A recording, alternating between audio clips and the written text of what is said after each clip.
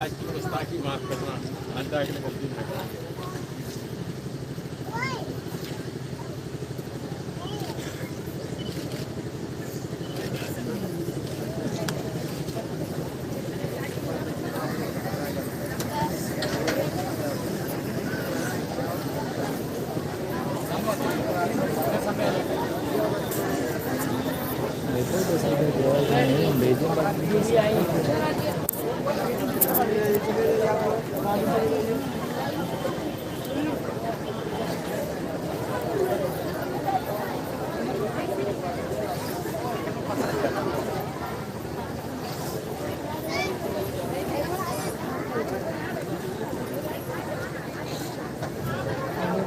चल रहा है बढ़िया।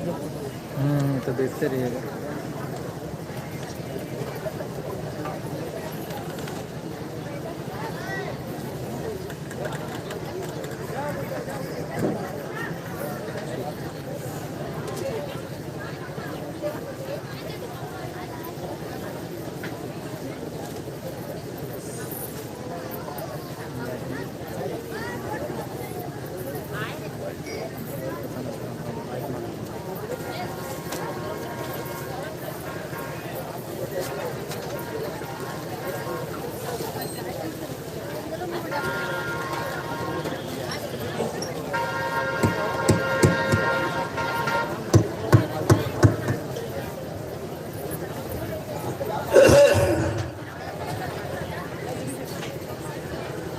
चलो जल्दी चलो,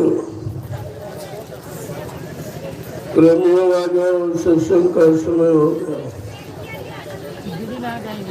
सब लोग सामने आके बैठा करो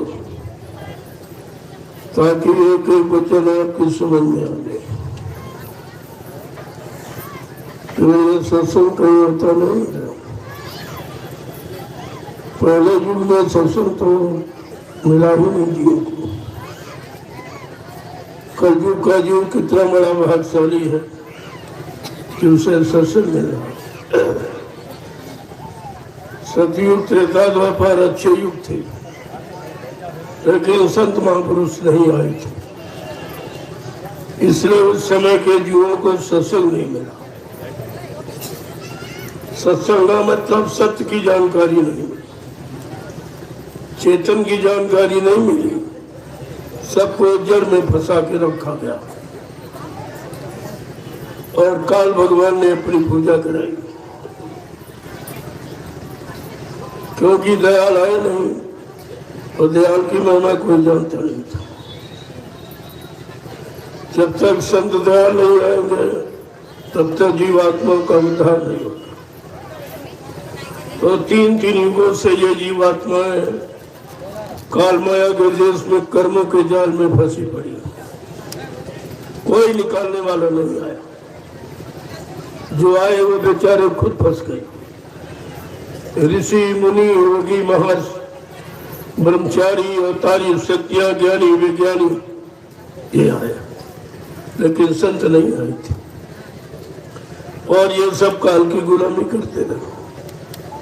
जिनको तुमने भगवान माना है, त्रेता के राम द्वापर के कृष्ण, तो भी काल की गुलामी से अलग नहीं हो पाए। उनको भी काल ने फंसा के रखा। राजपाट धन दौलत मान सम्मान अधिकार पद पत्नी बाल बच्चे, उनको भी इसी में फंसा के रखा। ये तो संतों की दया हो गई जो आप इस जंगल में आज बैठे हो। तो यहाँ कोई नहीं आता। इसके पहले कोई आया था या किसी ने आपको यहाँ पर बुलाया था? ये कभी नहीं हुआ। जो भी हो रहा है सब आश्चर्यजनक, सब बेमिसाल, जिसकी और कोई उपमा नहीं। जो काम हो रहा है आप देख लो, ईसा के लिए बिल्कुल बेमिसाल है। ये कोई नहीं कर सकता। ये किसी की हिम्मत नहीं है। कोई प्रधानमंत्री, राष्ट्रपति, मुख्यमंत्री, कोई साधु संत को नहीं काम नहीं कर सकता।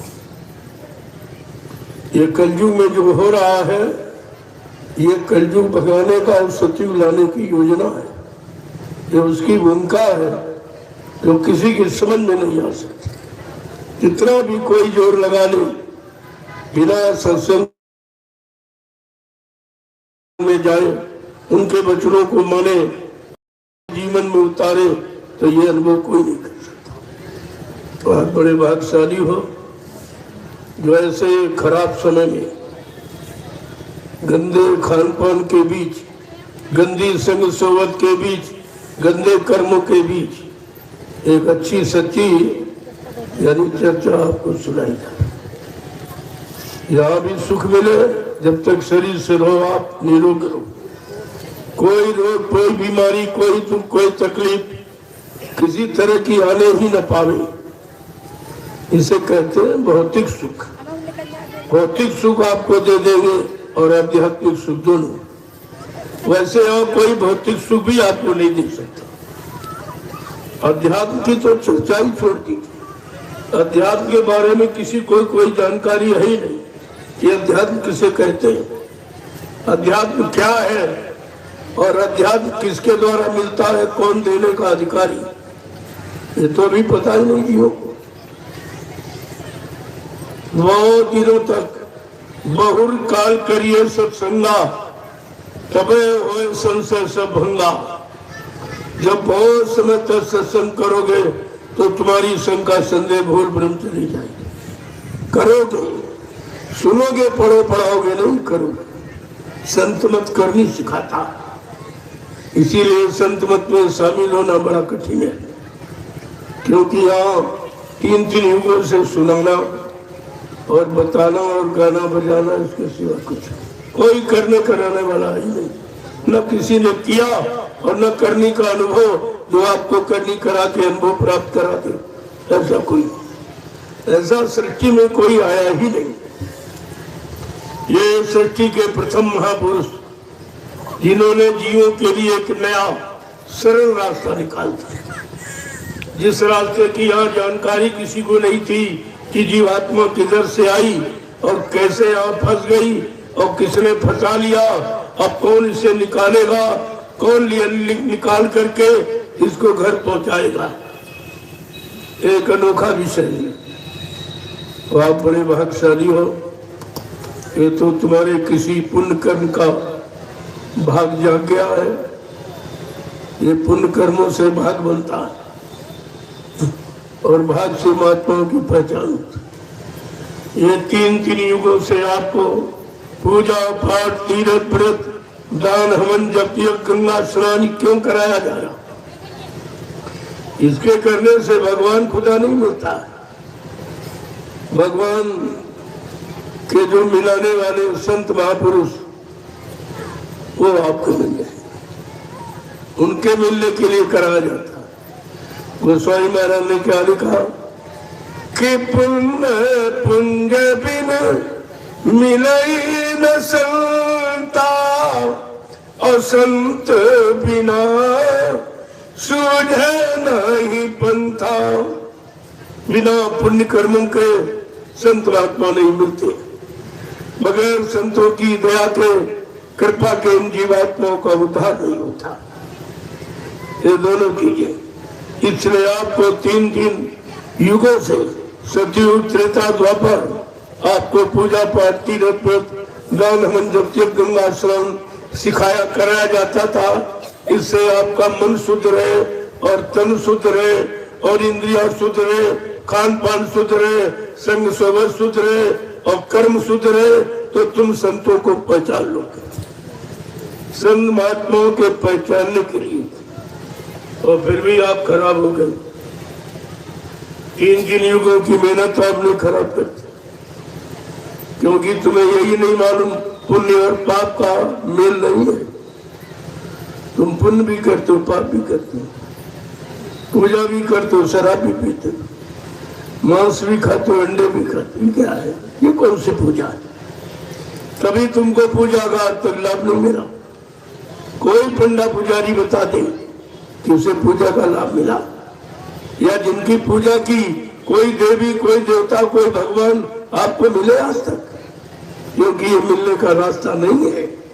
वो तो रास्ता आपको किसी ने बताया नहीं और रास्ते की जानकारी आप किसी को नहीं, वो तो संतों को जानकारी। जब संत महात्मा मिलेंगे आपको नाम की युक्ति देंगे।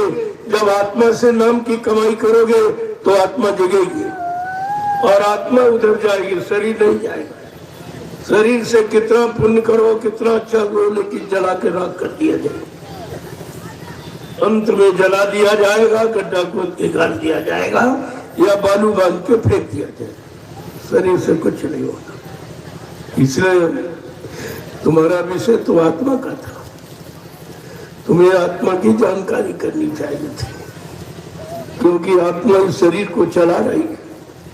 ये शरीर रोटी सब्जी दाल से नहीं चलता, आत्मा ऊर्जा है। इस शरीर की सच्ची ऊर्जा आत्मा है। आत्मा निकाल दो, अभी 1 मिनट में मुर्दा हो जाओगे। 1 मिनट ये आत्मा के द्वारा चलता है। लेकिन आज तक आपको किसी ने नहीं बताया। तुम समझते थे रोटी है, सब्जी है, दाल है, चावल है, फल है, फूल है, मेवा है, दूध है, घी है, इसे शरीर चलता। जब जीवात्मा निकल जाए फिर इस शरीर में आप ये सामान डालो तो खड़ा होगा ये? अरे तो रोज हम लोग कर सकते। रोज तुम्हारे परिवार से, गांव से, मोहल्ले से कितने लोग जा रहे हैं। किसी पर आप प्रैक्टिकल कर सकते थे कि अगर ये सामान से ये शरीर चलता है तो शरीर तो अब भी पड़ा, कोई अंग कटा नहीं, लेकिन जीवात्मा निकल गई है, इसलिए शरीर से आप कोई सामान का प्रयोग नहीं कर सकते। जो सामान आपने बनाया, जमीन है, दुकान है, मकान है, और ये पति पत्नी, बाल बच्चे, भाई बहन, बिरादर और रुपया और पैसा, धन दौलत जो इकट्ठा किया, जीवात्मा निकल जाने के बाद फिर शरीर से आप इसका प्रयोग नहीं कर सकते। ये तुम्हारे काम नहीं आ सकता। और यही महात्मा आपको समझाते हैं। इसके चक्कर में तुमने पूरा जीवन बर्बाद कर दिया और ये भी तुम्हारे हाथ नहीं लगा।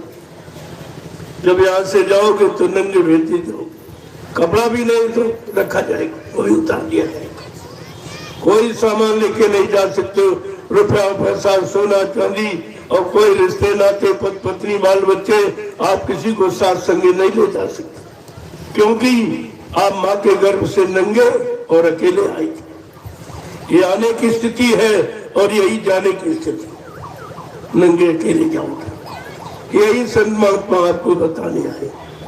तुम्हारी स्थिति पहले आने की समझो। तुम आए तो कुछ लेके आए थे, कोई जमीन लेके, कोई मकान लेके, कोई पति पत्नी, बाल बच्चे लेके, या कोई नौकरी धंधा लेके, या कोई जात बिरादरी धर्म लेके आप आए थे।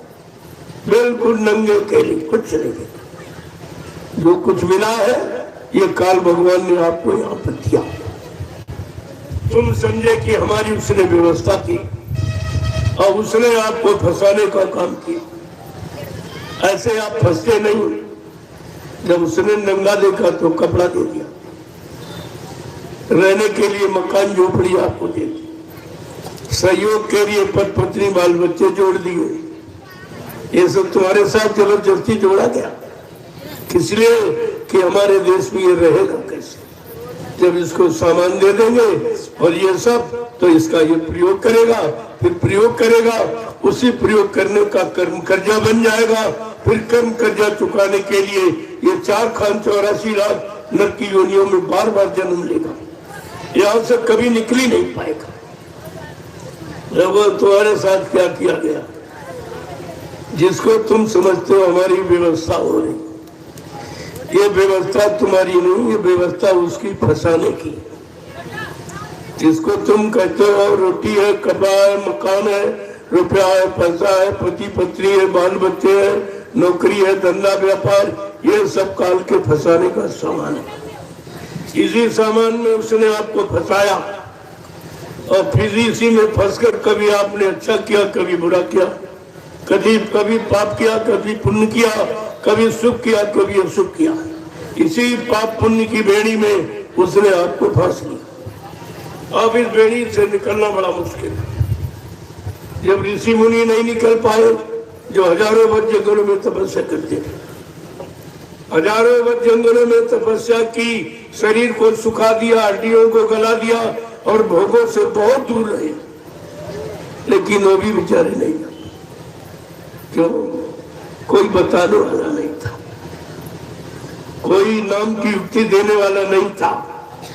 जीवात्माओं को जगाने वाला नहीं था, परमात्मा से मिलाने वाला, घर पहुंचाने वाला था ही नहीं, तो ये जाते कैसे? देखिए किस तरह से आप फंसे पड़े हो और आज भी उसी जाल में फंसे हो। कोई निकलने का प्रयास नहीं करता, बल्कि हमारे यहाँ आते हुए फंसने का सामान बनते। बेटा दे दीजिए, बेटी दे दीजिए, शादी ब्याह करा दीजिए, धंधा चला दीजिए, नौकरी दे दीजिए। ये क्या मानते हो? ये तुम्हारा सामान नहीं है। तुम दूसरे का सामान मांगते हो और दूसरे के सामान को मांगकर फिर उसी में फंस जाओगे और अपना सामान भूल जाओगे। ये तुम्हारा सामान क्या?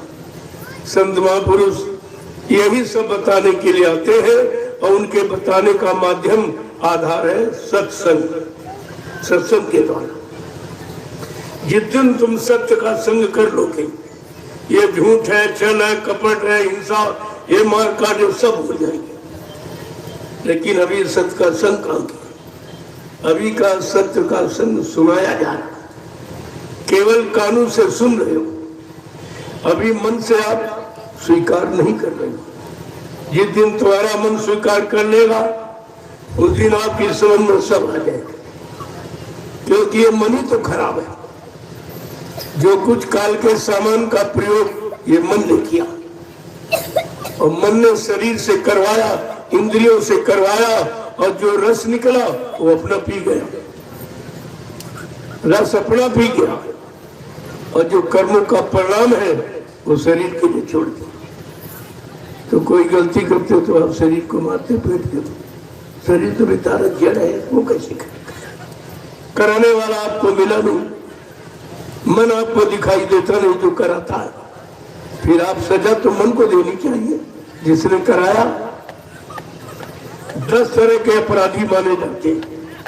अनुमंता विशास्तानी हल्ला कर विक्रय, संस्करना, चौफरना का क्षेत्र हत्या, यानी मारने वाले से ज्यादा सलाह देने वाला पापी होता है। और ये जी मन तुम्हारा सलाहकार है, तुम्हारा सलाहकार मंत्री ही खराब, तो तुम करोगे क्या? जो मंत्री सलाह दे रहा वही आप करते हो, वही पाप है, पुण्य है, ये चोरी है, कत्ल है, हिंसा है, मारकाट है, व्यभिचार, कुचार है, छल है, कपट है, बेईमानी, यही कराता है। इसी की सलाह दे रहा और उसी शैतान मन की तुम सलाह मान रहे हो जो तुमको 4 खान 84 लाख नरकों की योनियों में फंसने फंसाने का काम करा रहा। आज तक आपने इस मन को पकड़ नहीं पाया और तुम्हारे शरीर के अंदर बैठा हो। कभी तुम कहते हो पड़ोसी खराब है, ये दुश्मन, ये खराब, वो खराब, लेकिन कभी ये नहीं कहते कि हमारा मन ही खराब है। ये खराबी क्यों सोचता? ये खराबी को यानी जल्दी क्यों पकड़ता? गंदगी को जल्दी क्यों पकड़ता? ये अच्छाई को क्यों नहीं पकड़ता? और संत महात्मा इस मन को ठीक करके अच्छाई सच्चाई को पकड़ाने आए। अब कितने युगों का भूला बिछड़ा खराब मन ये एक दिन में थोड़ी ठीक हो जाए। अरे लोगों के तो कई जन्म निकल गए, नहीं समझ पाए। ऋषि मुनियों का इतिहास पढ़िए। इस सिंगी ऋषि ने 60,000 वर्ष तपस्या की। 60,000 वर्ष, तब 1 लाख वर्ष की उम्र होती थी, तब 60,000 वर्ष तपस्या की और 1 सेकंड में इस शैतान मन ने उनको बेकार कर दिया। वो जिस राज में तपस्या करते थे, तो जब राजा ने सुना मेरे राज्य में ऐसे तपस्वी है जिन्होंने 60,000 वर्ष तपस्या की, तो राजा बड़ा खुश हुआ और उन्होंने सिंगी ऋषि को निमंत्रण दिया कि आप हमारे राज्य में आकर अपना चरण रख दे, मेरा राज पवित्र हो जाए। और वो क्रोध में आ गए, अरे दुष्ट, तेरे राज्य में मैं आकर अपनी तपस्या खराब करूंगा। तो राजा को बड़ा बुरा लगा कि मेरी श्रद्धा सेवा भाव का इन्होंने निरादर किया। तो राजा को क्रोध आ गया कि मेरे राज्य में रहता, तपस्या करता और इस तरह हमारी श्रद्धा में ठोकर मारता। तो राजा ने भी संकल्प ले लिया और सारे देश में उसने मुनादी पिटवा दी, दुखी तब प्रचार कर दिया कि जो सिंगिर इसको पकड़ के मेरे राज दरबार में ले आएगा, मैं आधा राजपाट उसको दे दूंगा।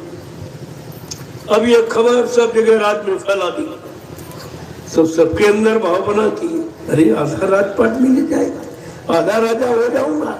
लेकिन जब ये सोचे कि सिंगिर इसने 60,000 वर्ष तपस्या की, तो कहा भाई ऐसी तपस्या कौन नहीं आ सकता, तो सबके मन हट गए। लेकिन एक वेश्या तैयार हो गई, एक वेश्या तैयार हो गई, उससे कहा मैं लाऊंगा। तो राजा ने कहा कोई ऐसा वेश्या हमारा इससे मतलब नहीं है, जो श्रृंगी ऋषि को मेरे दरबार में ले आएगा, मैं उसको आधा राजपाट। अब वो जंगल में गई कि देखे कहाँ तपस्या कर, वो वेश्या जंगल में पहुंच गई, इधर उधर खोजती रही, ढूंढती रही। तमाम समय निकल गया, बड़ी मुश्किल से वो गुफा दिखाई दी, जिस गुफा में वो अंदर तपस्या करती। तो वो छुप के बैठ गई जंगल,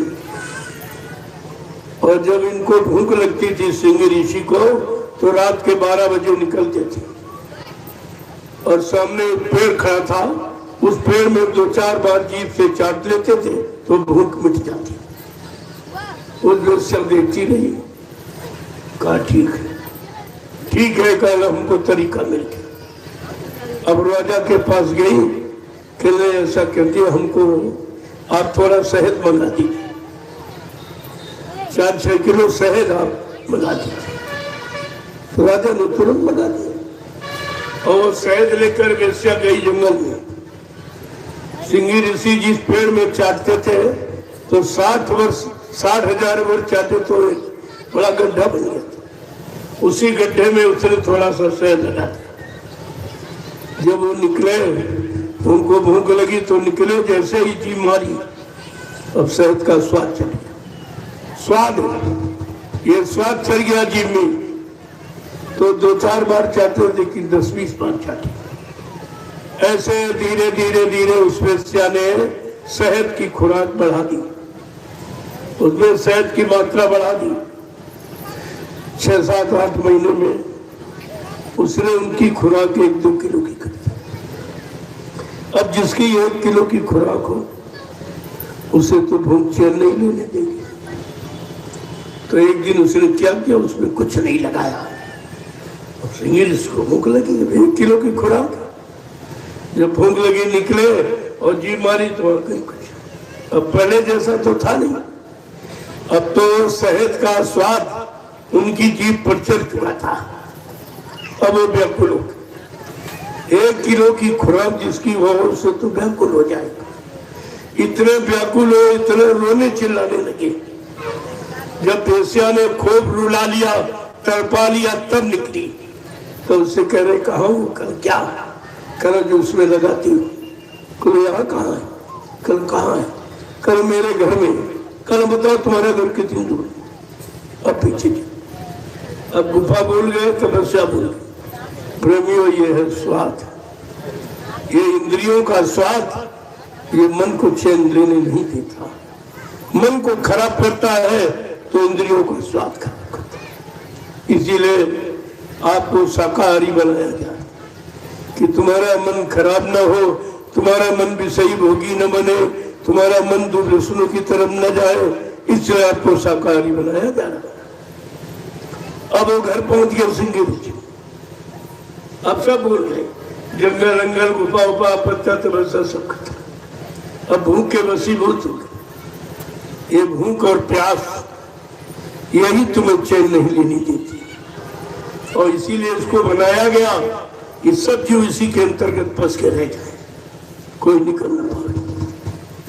देखो कैसी चाल चली काल ने, कैसी व्यवस्था आपके लिए फंसाने की बनाई, और जिस व्यवस्था से कोई अलग नहीं हो पा रहा। किसी में शक्ति सामर्थ्य नहीं है। अगर बीच की शक्तियां इस तरह से होती तो वही आके आपको ठीक कर देती। इसीलिए बीच की शक्तियों के भी बस का बात नहीं, न ब्रह्मा के बस की बात, न विष्णु के बस की बात, न शंकर के बस की बात, न रामकृष्ण के बस की बात, न देवी देवताओं के बस की बात। ये किसी के बस की बात नहीं रही। तब सतलो सचखंड अनामी धाम से अनामी महापुरुष को आना पड़ा। कितने इन जीवात्माओं को जगा के ले आएंगे। ये बेचारी शरीर में फंसी पड़ी है, शरीर भोगों से बिल्कुल ओतप्रोत है, एकदम मरा हुआ। तो प्रेमियों बेस्या ने अब उनकी खुराक और बढ़ा दी। जितने रजोगुणी तमोगुणी आहार जो मन को विकृत करने वाले, मन में काम पैदा करने वाले काम वासना, वो सब उसने खिलाने शुरू किया और इतना खिला के उनको मदमस्त कर दिया, बिल्कुल साढ़ की तरह।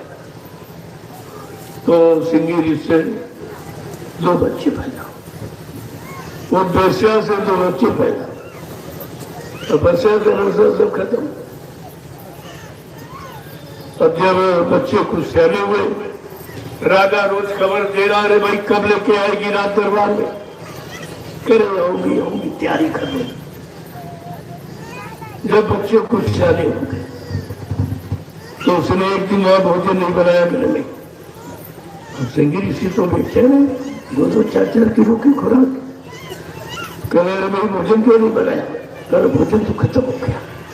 कल खत्म हो गया? कहा कल रात दरबार से मिलता था, चलो राजा के यहाँ चले। अरे भाई कुछ प्रार्थना करेंगे, हो सकता है भोजन चलो। अरे कल जल्दी करो, भूख बहुत तेज लगी।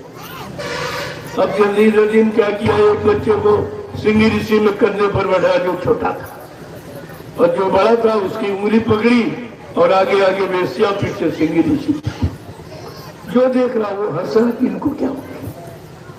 इतने बड़े ऋषि, 60,000 वर्ष तपस्या, और आज इनको क्या हो गया। एक बेस्या के पीछे जा रहे और एक बच्चे को कंधे पर बैठा ले, उंगली पकड़े, ये क्या। सब हंस रहे, लेकिन वो भूख के मारे इतने व्याकुल, किसी तरफ कुछ देखी नहीं। उनको यही कितनी जल्दी वहां पहुंचूं तो भोजन मिले। जैसे रात दरबार में पहुंचे, राजा ने देखा तो कहने, अरे महाराज आपकी ये क्या हालत है। एक दिन मैंने कितने सम्मान से आपको निमंत्रण दिया था और आपने मेरी श्रद्धा सेवा भाव को ठुकरा दिया था। आज आपकी ये क्या हालत है। ऐसे उसने हाथ किया राजा ने, तो फट इतने में उनको ज्ञान हो गया। उन्होंने अच्छे बच्चे फेंके और लोगों की लगाई फिर भागे जंगल से। जब कहा घर के भागे वन में से, वन भागे घर में आए। और कहते न हरि भजे न घर सुख पाए, और बिरसा बिहाय गई और दुनिया ते प्यारे एको नहीं थी। एक भी नहीं हो पाया, न शरीर परिवार का और न ये थोड़ा। ऐसा क्यों हुआ कि इनका कोई गुरु नहीं था। गुरु माने ज्ञान कराने वाला, गुरु माने रक्षा हिफाजत करने वाला, गुरु माने बुरे काम बुरे स्थित परिस्थिति से बचाने वाला, उसको गुरु कहते। अगर गुरु होता तो इनको बचा देता। कभी कहा है बिना गुरु का चेला और बन बन फिरे अकेला। ये बगैर गुरु के चेले थे जो तपस्या करने अपने हट से और जिद से चले गए और फेल हो गए। तो ये हट वाला ये ज्ञान आपके ये हानिकारक। ये तो स्वेच्छा से जब मन पाक साफ निर्मल हो जाए तब तो मन का संकल्प टिकेगा। सदगुरु की शरण में रह के तो ठीक हो सकते हो, लेकिन घर परिवार में नहीं, क्योंकि वहाँ का माहौल उसी तरह बिगड़ा हुआ, बिगाड़ने वाले और सब बिगड़े हुए। कोई है वहाँ, कोई त्यागी तपस्वी तो है नहीं, कोई ब्रह्मचारी तो है नहीं, कोई ईश्वर की प्राप्ति करने वाला तो है नहीं। सब संसार के लोगों की प्राप्ति करने वाले, उनके बीच रहकर तुम कैसे रह पाओ। घेर बेर का कभी संग नहीं होता, ऐसे नहीं। कहो रहीम कैसे निभाए घेर बेर को संग, वो दौलत रसापने उनके पाटे संग। वो तो भोगों की मस्ती में, विकारों की मस्ती में, काम क्रोध लोभ मोह अहंकार की मस्ती में झूम रही, लेकिन तुम्हारा क्या होगा। तुम्हारे तो चिथड़े उड़ जाएंगे। उनके साथ अगर फंस गए, उनकी बात मान ली तो तुम्हारी तो दुर्दशा हो जाएगी। इसलिए संतों ने कलयुग में आश्रमों का निर्माण किया। पहले युग में मंदिर बनाए, मस्जिद बनाए, गिरजा गुरुद्वारे सब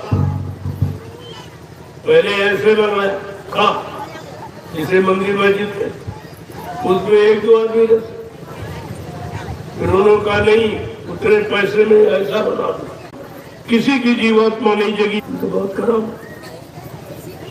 लेकिन नहीं, संतों ने कहा नहीं, कलयुग सम नहीं आन युग, जो नरकर विश्वास कलयुग के समान जीवात्मा के कल्याण का और मन के शुद्धिकरण का दूसरा युग ही है। कब?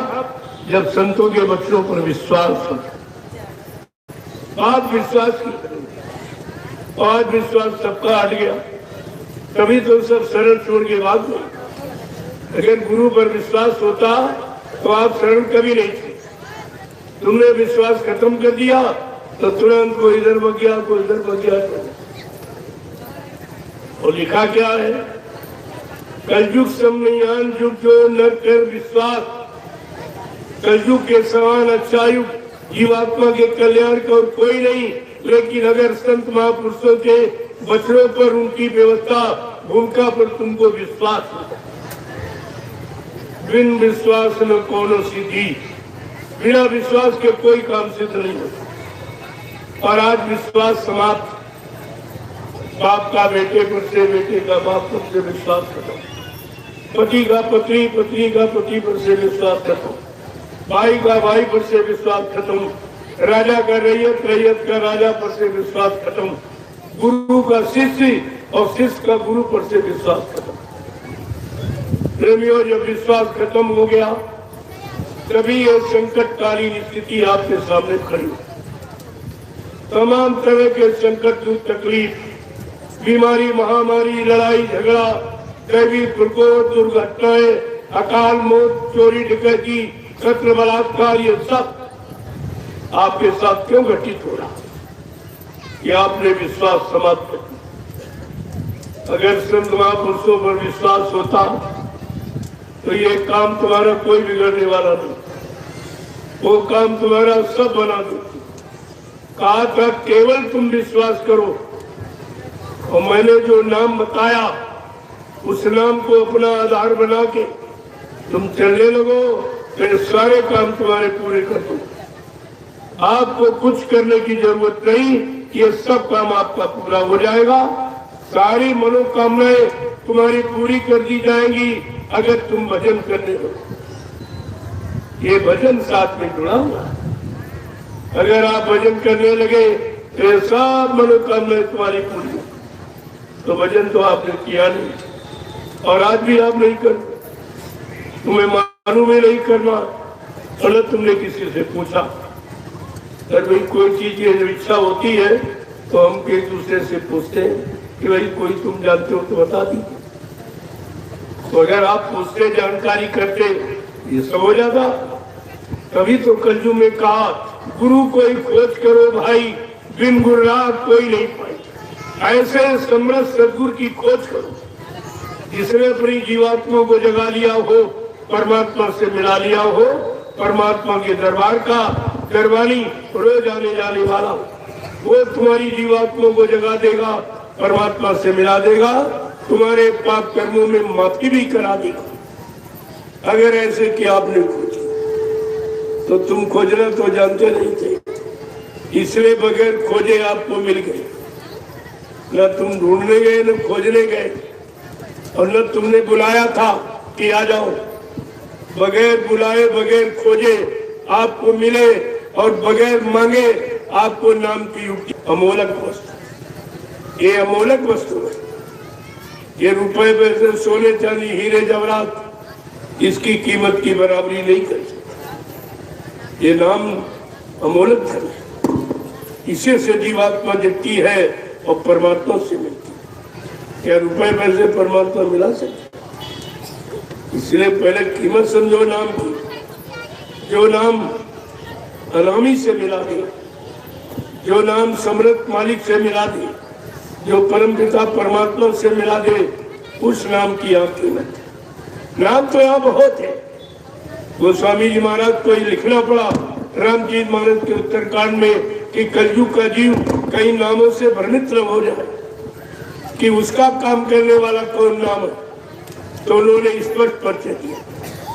कोटि नाम संसार में तासे मुक्ति न होए, और आदि नाम जो गुप्त जप बूझे बिरला कोई। का करोड़ों नाम परमात्मा के प्रचलित, लेकिन उन नामों से तुम्हारा काम नहीं होता। तुमको अपने समय का नाम चाहिए, क्योंकि स्थित परिस्थित और काल का प्रभाव पड़ता है। अब वो समय नहीं है जो पहले था। जब हरि नाम आया वो समय अब नहीं है, इसलिए हरि नाम नहीं काम था। तभी तो गोस्वामी जी महाराज ने चारों युगों में नाम की महिमा अलग अलग बताई कि कहीं जीव एक दूसरे युग के नाम में फंस न जाए और अपना समय कहीं बर्बाद न करे, इसलिए आप न फंसे।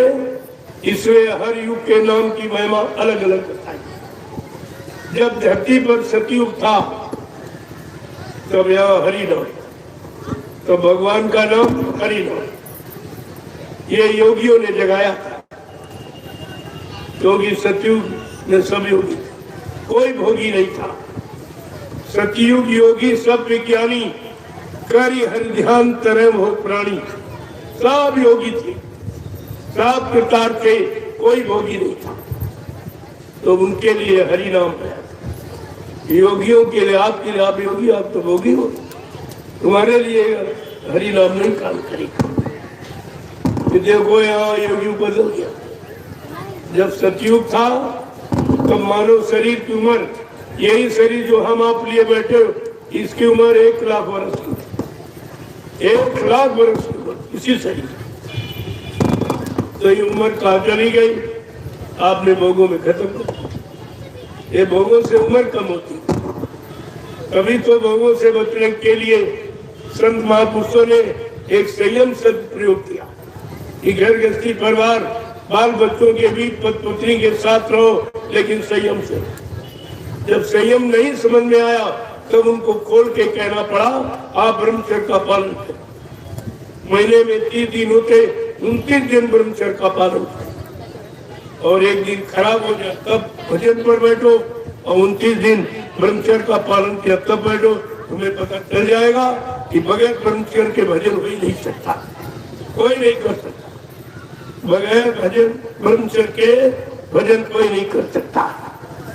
इसलिए आपको घर के परिवार में रहना है, लेकिन संयम से। देखो काट को आप देखते हो, ये माइक नहीं ठीक है, क्या है लोग कर रहे हैं। रोज तुम्हारी कमी देखता हूँ, कुछ कहा नहीं जाता, तुम बिल्कुल हाथ कान बंद कर बैठे। एक कोई आवाज नहीं आ देते, बाहर बिल्कुल आवाज नहीं देते। मैं 2-3 साल से कभी देख रहा हूँ, लेकिन तुम इस पर जानकारी नहीं लोगे। मैं दूसरा माइक कर लूंगा, आपको हटा दूंगा। सारा दारोमदार इसी का, इसीलिए मैं निकला हूँ देश में, इस सबके कान तक आवाज पहुंचाए। और तुम्हारा हिस्सा व्यवस्था भी का बिल्कुल एक भी व्यवस्था ठीक नहीं तुम्हारी।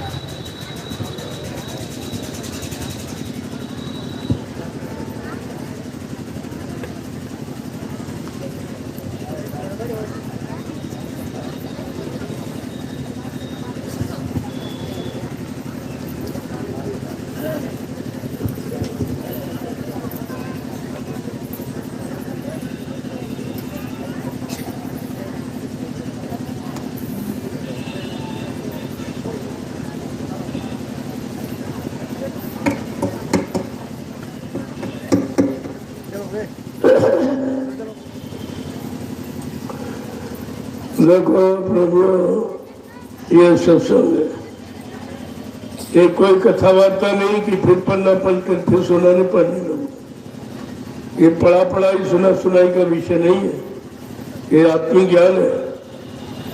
अगर धारा कट जाएगी भी तुम्हारा वो चीज नहीं आएगी। ये तो धारा ऊपर से उतर रही है, उस धारा के साथ आपको जोड़ा जा रहा है। ये धारा आपको ले जाएगी ऊपर समेट करके। इसलिए ये वचन किताबों में नहीं है और कहीं आपको सुनने को नहीं मिले। इसलिए जब सत्संग की शुरुआत हो उसके पहले अपनी पूरी तैयारी कर लो। कोई शब्द अगर इधर उधर हो गया तो खामियाजा तुम्हें भोगना पड़ेगा उसका। अगर जीवों से वचन छूट गया तो कितना बड़ा नुकसान हो जाएगा। ये नुकसान सब तुमको भोगना पड़ेगा। इसलिए एक एक चीज को बहुत संभाल किया, बहुत संभाल के रखे। ये वचन कहीं नहीं मिलेंगे। कहीं आप चले जाओ हिंदुस्तान में कोई नहीं बताएगा, क्योंकि इस समय तो बिल्कुल है ही नहीं। कुछ समय पहले आपने सुना होगा मथुरा में, लेकिन अब वहां भी कुछ नहीं। अब वहां कोई है ही नहीं, सुनाएगा कौन? सुनाएगा कौन? बताएगा? क्योंकि इन लोगों ने खुद ही परिचय दे दिया। इन्होंने पहले ही आपको बता दिया मथुरा में कुछ नहीं, मथुरा में कुछ नहीं, बाबा जी मर गए। फिर तुम वहां करने क्या जाते हो? जब तुमको साफ साफ बता दिया तुम्हारा गुरु यहाँ है ही नहीं मथुरा में, वो मर गया, तो तुम गुरु के पास जाते थे कि चेलों के पास जाते थे? इतना विज्ञान तुमको नहीं है कि हमको गुरु से जो चीज मिलेगी वो चीजें चलेगी। नहीं मिल सकती, ये वो दे ही नहीं सकता। वो तो साफ साफ तुमको अपना परिचय दे रहे, तुम्हारी बुद्धि में फिर भी नहीं आ रहा। साफ साफ कहते अरे मथुरा में कुछ नहीं, बाबा जी मर गए। फिर वहां क्या करने का? ये आपसे पूछता हूँ, तुम मथुरा जाते थे तो गुरु का दर्शन करने जाते थे कि चेलों का? गुरु का। और सवालो गुरु का। आप लोग मथुरा जाते थे गुरु का दर्शन करने कि चेलों का दर्शन करने? गुरु का दर्शन करने। आप गुरु महाराज की सुनने जाते थे कि चेलों की सुनने जाते? गुरु महाराज की। आप गुरु जी की मानने जाते थे कि चेलों की मानने जाते? गुरु महाराज की। अब मान किसकी रहे? क्या कह रहे हो? सुन किसका रहे हो? ये सब बोलते और वो परिचय दे रहे हैं। उन पर कोई दोष नहीं, दोष तुम्हारे पर लगेगा। उन्होंने साफ साफ कह दिया बाबा जी मर गए, चले गए, अब यहाँ मथुरा में कुछ नहीं। क्या करने तुम लोग आते? क्या करने जाते हो? वहाँ कौन सुनाएगा, कौन बताएगा, कौन बचाएगा, कौन तुम्हारी मदद करेगा, कौन तुम्हारी रक्षा करेगा? वो तो साफ साफ बता रहे कि बाबा जी मर के चले गए। फिर भी तुम्हारी बुद्धि में नहीं आया, वही चक्कर काट रहे, उन्हीं का झोला पकड़े को। एक भी वचन सत्संग का नहीं, कोई भी सत्संगी नहीं है। अगर एक भी सत्संगी होता अपने गुरु की मर्यादा को संभाल के रखता। तुमने अपने गुरु की सारी सच्चाई, वचनों की सारी मर्यादा आपने समाप्त कर दी। सब के सब दोषी, ये दोष सब पर लगा हुआ, ये संग दोष तुम्हारे में लगा हुआ। वो साफ साफ बता रहे कि बाबा जी मर गए, मथुरा में कोई नहीं, कुछ नहीं। फिर वहां करने क्या जाते हो? इतनी बुद्धि नहीं तुम्हारे पास? अरे भाई कहीं सामान लेने जाते थे तो बता दिया भाई वो दुकानदार खत्म हो गया, तो वहां जाओगे? फिर यहाँ क्या करेंगे? कितना कहा गया कि मंदिर का जीता जाता देवता बरकत बांट रहा है। ये किसके लिए था? कौन वहां जिंदा बैठा था? और दादा गुरु बैठे थे कि मंदिर में कोई और बैठा था? ये नहीं समझ पाए। अरे गुरु सीधा अपने लिए थोड़ी कहेगा, लेकिन तुम्हें सोचना चाहिए कि बैठा कौन है और दे कौन रहा है, बात कौन रहा है। इतनी तो बुद्धि तुम्हारे पास नहीं कि तुम सत्संगी है। काहे के सत्संगी? जब सत्य का संग्रह नहीं कर पाए, सत्य को पकड़ नहीं पाए, सत्य को समझ नहीं पाए और समझ करके सत्य का कोई लाभ नहीं ले पाए, तो किस बात के सत्संगी? अगर एक भी सत्संगी होता तो प्रेमी और स्थिति कुछ हो। बाबा जी ने कितनी बार आपसे कहा, अगर हमको 5 सत्संगी मिल गए होते तो मैं परिवर्तन करके दिखा देता। कितनी बार तुमसे कहा गया सत्संग नहीं, अगर 5 सत्संगी मिल जाते तो मैं परिवर्तन करके दिखा देता। फिर भी तुम्हारी समझ में नहीं आया, कभी एक भी नहीं बन पाया। और जब ये एक छोटी सी लीला हुई तो सब खत्म। ये सब मथुरा में मेला लगा था, ये मेला में बने थे चेला। आज मेला खत्म तो चेला ही खत्म। कोई चेला नहीं चाहिए। तो तुमने किया ही क्या? जब किया नहीं तो कुछ मिला भी आपको नहीं। ये 60 वर्ष तुमने ऐसे गवा किए। बाबा जी ने 10 जुलाई 1952 से 2012 आपको सिखाया, पढ़ाया, सुनाया, समझाया, चिताया, जगाया और अपने बच्चों का तुमसे प्रचार करवाया सारे हिंदुस्तान में, ताकि सबको बताओ और तुम रट लो, भूल न जाना, समझ पाए। और सबको बताते रहे, तुम्हें भूल गए, तुम्हारी समझ में कुछ नहीं आ रहा। सबको आपने बताया कि बाबा जी युग पुरुष है, युग सृष्टा है, युग दृष्टा है, अनामी महाप्रभु, भगवान के भगवान है। अब कहते बाबा जी मर के चले गए, अब ये प्रचार कर रहे। ये सब कहाँ चला गया? तुम्हारा ये बताया हुआ ये कहाँ चला गया? इसका मतलब तुमने इस पर जो बताया उस पर विश्वास नहीं किया। अगर तुम्हें विश्वास होता तो तुम्हारी बातों का जो सुनाए उस पर भी विश्वास होता। आपने जो सब खत्म कर, कुछ भी तुम्हारे पास नहीं, सब आपने बर्बाद कर दिया। मैं आपसे एक बात जरूर पूछूंगा, आप बाल बच्चेदार हो, सत्य बोलना। आप लोगों ने नामदान गुरु महाराज से लिया या किसी चेले से लिया है? गुरु महाराज से। आप लोगों ने नामदान गुरु महाराज से लिया या किसी चेले से लिया? गुरु महाराज से। आपका हाथ गुरु महाराज ने पकड़ा या किसी चेले ने पकड़ा है? गुरु महाराज ने। आपकी जीवात्मा को जगाने का, परमात्मा से मिलाने का, निज धाम निज लोक पहुँचाने का वादा ये गुरु महाराज का है या किसी चेले का है? गुरु महाराज का। और तुम जा कहाँ रहे? नामदान गुरु से लिया, चेला गुरु के बने, अब चेलों के चेले बनने चले। ये कर क्या रहे हो? जरा सा भी तुम्हारी बुद्धि नहीं काम कर रही है, क्योंकि तुमने भी कुछ खाया होगा संगत का। जो संगत का धन खाता है उसकी बुद्धि विपरीत दिशा में काम। बाबा जी ने कितनी बार कहा, ये सत्संगी का धन, सत्संगी का अन्न, कहा ये विष है, जहर। सत्संगी की कमाई के 9 अंगुल दांत और भजन करे तो उबरे और नहीं तो थारे हाथ। इतना ये खराब, और ये सब खाए, सब कमीशन एजेंटी वो मेरे सत्संग में नहीं आए कभी नहीं। वही विरोध करते हैं, वही नहीं आते हैं जो संगत का धन खाते, गुरु से कपट और संगत से चोरी, वो लोग यहाँ सत्संग में नहीं आए। जो गुरु से कपट कर रहा है और सत्संगियों से चोरी कर रहा है, ये सेवाओं की, वो मेरे कार्यक्रम में नहीं आएगा तो कुछ समझ में उसके नहीं आए। जहाँ कथा होती है की, वहाँ न रुचि लागे लड़की, या सोने या बातें करे इधर उधर। ये है पहचान, है काल के जीव की एक पहचान। या तो सो जाएगा या इधर उधर की बातें करेगा, न सुनेगा न आसपास के प्रेमियों को सुनने देगा, क्योंकि काल ने उनकी ड्यूटी लगा दी।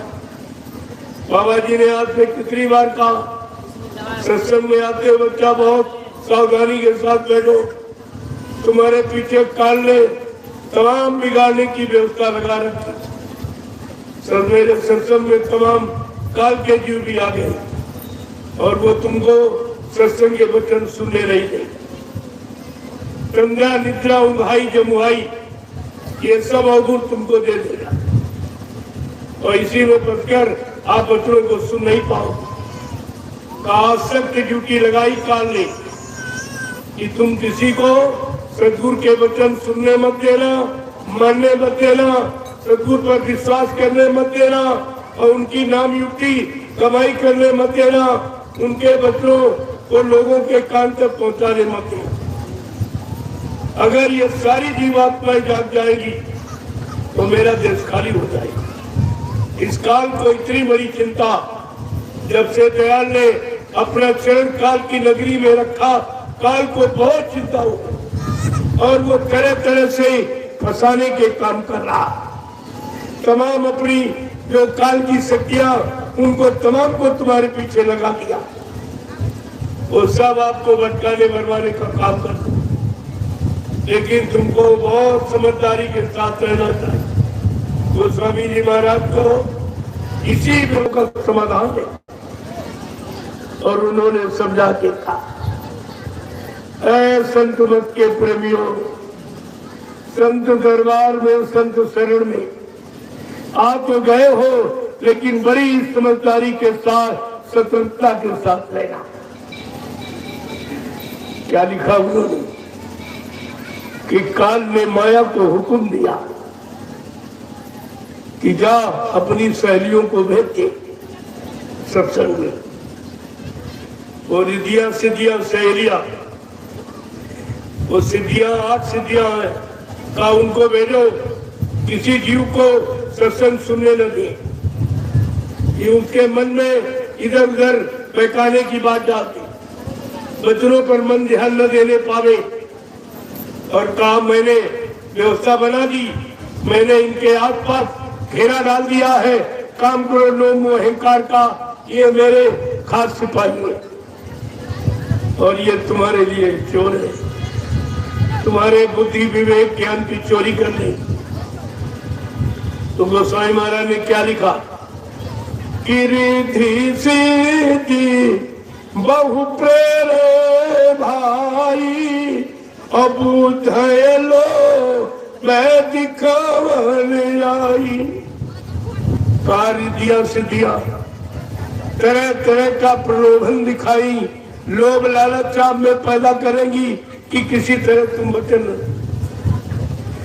तुम जो चाहो हम तुमको देंगे, जो चाहो तुम कहो, दिन में रात हो जाए, रात में दिन भी हो जाए, लेकिन तुम सदगुरु के वचन मत सुनो, इन पर विश्वास मत करो, इनके दी हुई नाम युक्ति की कमाई मत करो, और जो चाहो हमको सब दे, लेकिन यहाँ जाने की बात मत करो, मेरे देश में रहो, मैं तुमको रात पात धन दौलत मान सम्मान पद पत्री ये बाल बच्चे सब दे दूंगा, लेकिन आप जाने की बात क्या कह रहे हैं कि कल बाल छाल कर जाए समीपा, अवंचल पा ते बुझावे दीपा।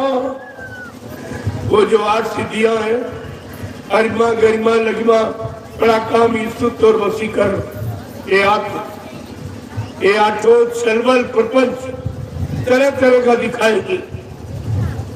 अंचल बात बुझावे दीपा, जो गुरु के सत्संग वचनों से तुम्हारे अंदर जो ज्ञान का चिराग जल गया, उसको ये बुझा देगी, ये बुझाने का काम करे, लेकिन बचेगा कौन? कह रहे कौन बच पाएगा इन सदियों से, इन काल की माया से, के कर्मों के जाल से कौन जीवात्मा निकल पाएगी? ये भी बता रहा कि हो या बुद्धि जो परम सयानी, और तीन तन चीता वह नहीं जानी। जिसने सदगुरु के वचनों को सुना और सुन करके अमल किया, यानी अपने जीवन में उतारा, कहने वो तो बच सकते। जिसमें कुछ सियानापन, कुछ निरख परख पहचान, कुछ बुद्धि में विवेक ज्ञान आ गया, वो तो जीवात्मा बच सकती, बाकी बचना बड़ा मुश्किल है। ये सब रामचरित मानस में लिखा गया आपके लिए। अगर आप इसको पढ़ लेते तो ये काल का तुम्हारे पर कोई प्रभाव नहीं होता, और ये काल के जीव जो तुम्हारे पीछे लग गए, ये कुछ नहीं तुम्हारा कर सकते। लेकिन आपने वही नहीं पढ़ा, न उसको जाना, नहीं इनको माना आपने, आप जी का जीवन खतरे में हो गया। ये सब विचारी विषय है, आपको इसी पर विचार करना, और तुमने ये कुछ नहीं किया, सब परमित सबको काल माया ने ऐसा चक्कर चला दिया, और सबको गुरु की शरण और चरण से अलग कर। तुमने सत्संग में नहीं सुना, बाबा जी ने कहा मुक्ति कहाँ मिलती है?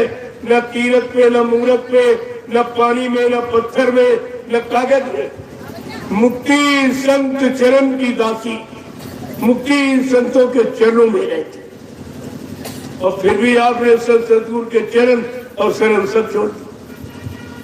सतगुरु के चरण शरण छोड़कर जहां गए हो वहां चरण एक ही पैर है।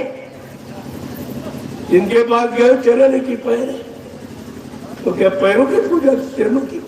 अरे पैर तो घोड़े गधे की भी लगे। क्या पैरों की महिमा की, चरणों की मुक्ति पैरों में लगती कि चरणों में? ये भी तुम्हारी समझ में नहीं आया।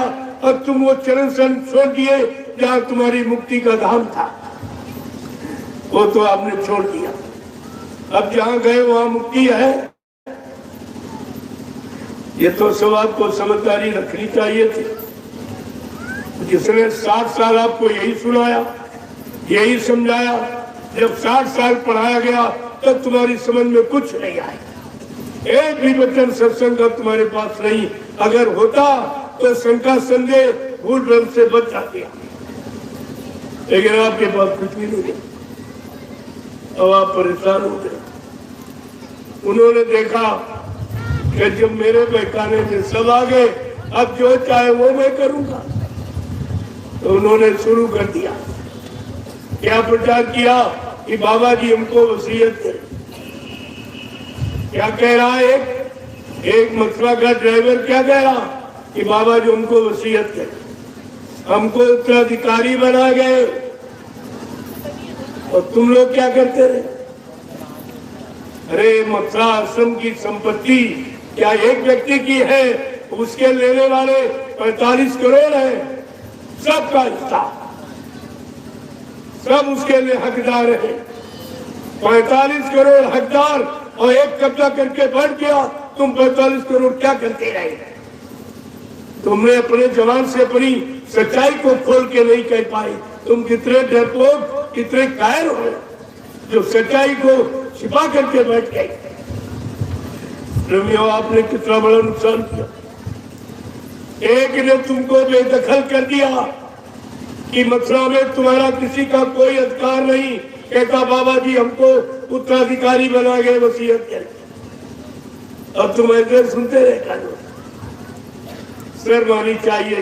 सिंधु भर पानी में डूब के मर जाना। ऐसी जिंदगी किस काम की? एक 2.5-3 बरस का ड्राइवर सबको बेकार कर दिया। चलो ये टाट वाले, इनको तो चिल्लू पर पानी डूब के मर जाना चाहिए कि बाबा जी ने तुमको टाट पढ़ाया।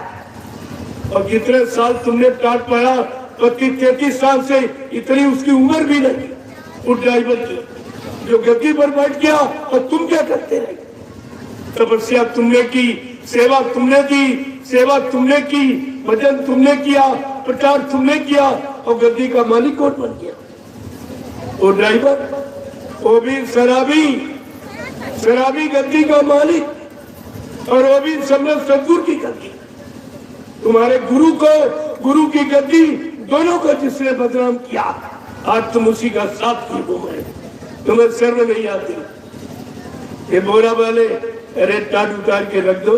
ये भारत की जनता इतना मारेगी कि वो सही आएगा। इतना मारेगी जनता भारत। ये कहेगी तू भी झूठा, तेरा गुरु भी झूठा। तूने तो कहा था मेरा गुरु अनामी महाप्रभु है, अजर अमर है, न कोई मार सकता, न कोई लूट सकता। अभी तू कह रहा गुरु मर के चला गया। किसने मार दिया? कैसे मर गए? कौन सी बीमारी, कौन से डॉक्टर ने लिख के दिया कि हाँ ये खत्म हो गए? कोई है प्रमाण? जब एकदम झूठा प्रचार कर दिया, करेंगे पीछे से, तब पीछे बात करें। कितनी भी जानकारी तुमको नहीं है। अरे कोई मर जाता है तुम्हारे गांव परिवार में, मोहल्ले में, तमाम रोज मरते हैं। क्या इसी तरह कोई मरा? जैसा नाटक तुमको मथुरा में करके दिखाया गया। क्या किसी लाश को कमरे में बंद करके ताला डाल के रखा जाता? नहीं। तो सब कुछ किया गया। क्या ऐसा कहीं देखा तू ना? अगर कोई ऐसा कर दे तो ये पुलिस विभाग तुरंत उसको उठा के जेल में बंद कर देगी और कहेगी तुमने जहर दे के मारा या फांसी लगा के, तभी तुम लाश को छिपा रहे हो। प्रेमियों, छिपाने का क्या कारण? यहीं से सारा रात खुल जाएगा। यहीं से और इसके बाद क्या किया, पट से एक शीशे में बंद कर दिया। क्या लाश को कभी शीशे में बंद किया जाता है? नहीं। फिर कभी देखा सुना नहीं। ये हो क्या रहा, किसी की बुद्धि नहीं काम की और शीशे बंद कर दिया। वो शीशे का ताबूत 3.5 फुट का था और बाबा जी के शरीर की लंबाई 5 फुट 5.5 इंच थी। क्या शरीर छोटा हो जाता था? ये भी नाटक किया। इसके बाद उठाया, ऊंचे मंच में लग दिया। किसी ने यही नहीं कहा ये सब कह कर सीधे सबके सामने यहाँ रख दो और सब लोग देख लेंगे और सबको विश्वास हो जाएगा हाँ बाबा जी का शरीर है। लेकिन दिखाया गया तुम्हें, जब इन लोगों ने प्रचार किया कि बाबा जी शरीर छोड़ के चले गए, आप सब लोग मथुरा में अंतिम दर्शन करने आ जाओ। आप लोग गए थे, दर्शन मिला नहीं। फिर मतलब क्या हुआ? क्या मतलब हुआ?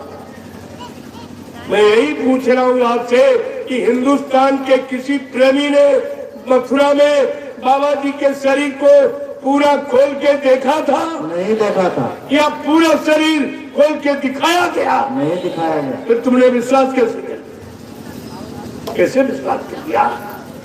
अरे तुम्हारे घर में कोई मर जाए अगर शरीर न दिखाया जाए और लोग झूठा प्रचार करते मर गए और शरीर आपको न दिखाया जाए, क्या बिना देखे आप विश्वास करोगे? नहीं। बिना देखे 13वीं मनाओगे, बाल मुड़वाओगे? तुमने तो सब कुछ कर डाला, बिना देखे सब कुछ। अरे हिंदुस्तान में इतने संत आश्रम, कहीं जाके पता लगा लो कि किसी महात्मा के शरीर छोड़ने पर उसे जलाया गया या समाधि दी गई, तुम्हें पता चल जाता ये क्या किया जाए, क्या किया जाएगा। किसी महात्मा के शरीर छोड़ने पर कभी दाढ़ी बाल बनवाए जाते, कभी 13वीं की जाती। ये सब आपको विचार करना चाहिए। आप हिंदुस्तान की धार्मिक भूमि पर रहते हो, ये सब रस्म रिवाज तुम सब जानते हो, लेकिन वहां तुमने कुछ भी लागू नहीं किया। सब भूल गए, सबकी बुद्धि चकरा गई, सबकी बुद्धि फेल हो गई, किसी समझ में कुछ नहीं आया। और इन्होंने जब जलाने का समय नहीं, कुछ प्रेमियों ने कहा नहीं मैं तो खोल के देखूंगा हमारे गुरु का शरीर है कि नहीं। जब जान लिया कि अब तो ये रात खुल जाएगा, क्योंकि ये पुतला बना के ले आए थे, मेदांता से 6 लाख का पुतला बनवाया गया था, वो पुतला बना के ले आए थे। अब शरीर होता तो दिखा देते, आप पुतला कैसे दिखाए? तो छिपाते ही रहे। पहले कमरे में बंद करके छिपाया, ताला लगा दिया, किसी को नहीं दिखाया। फिर इसके बाद निकाला और फट से शीशे में बंद कर दिया, किसी को नहीं दिखाया। फिर इसके बाद उठाया, ऊपर मंच पर लग दिया, किसी को नहीं दिखाया। और तुमको एक कहना चाहिए था, अरे भाई तुमने दर्शन के लिए बुलाया है, जरा गुरु का दर्शन तो करा दो। किसी ने नहीं, सबकी बुद्धि फेल, न किसी ने कहा और न किसी ने दिखाया, न किसी ने देखा। सब आनंदी दरबार, उन्होंने कहा अब ये लोग कपड़ा खोल के देख लेंगे, तो फट से 2-2.5 घंटे पहले जो समय निश्चित जलाने का रखा था, उसके 2-2.5 घंटे पहले ही वो पुतले के जला के रखो, नाम अनुसार बता। अगर हमसे पूछो तो पुतला भी नहीं इनके हाथ लगा। जब पुतला जलाने का समय आया, आप लोगों ने देखा होगा, एक काली आंधी आ गई अचानक, कोई बादल नहीं, कुछ नहीं। ये कुदरत को मंजूर नहीं था कि महापुरुष का पुतला जलाया जाए। ये भी अपमान है। जब किसी का अपमान आप करते हो राजनीति में, तो किसी चौराहे पर उसके नाम का पुतला जला। दूसरा अपमान करते हो तो मुर्दाबाद के नारे लगा। तुमने गुरु का दोनों तरफ से अपमान किया, तुम मुर्दा भी कह रहे हो और पुतला भी जलाया। तुमने कौन सा अच्छा काम किया? ये काम सबने किया और तुम सब लोग उसी में सहयोग रहे। ये संग दोष है, ये पाप तुम्हारे पर भी लगा हुआ और ये पाप इतनी जल्दी हटने वाला नहीं। वो 5 लोगों ने नाटक किया मथुरा में, उन्होंने कुछ नहीं किया, तुम्हारे द्वारा 13वीं मनवा दी, बाल मुड़वा दिए, और मतलब यानी ये सारा पाप तुम्हारे सर लाद दिया और तुम्हारे द्वारा सिद्ध करा दिया कि बाबा जी मर गए। ये तुमने सिद्ध किया है, इसलिए सजा तुमको भोगनी पड़ेगी। ये जो आपने बाल मुड़वाया तेरवी, ये भी नहीं जाना भाई, तो सांसारिक क्रिया है ये। संसार का कोई व्यक्ति उसके साथ कि तूने भजन नहीं किया, तूने अच्छा काम नहीं किया, तूने इनको मारा, उनको काटा, सताया, ये तूने गलत काम किए, इसलिए उसके शरीर को जला दिया। कोई अच्छा नहीं काम किया, इसको जलाओ। तभी वो बेटा उसके खोपड़ी पर वास तो मारा इसको। ये खोपड़ी पर क्यों मारा जाता?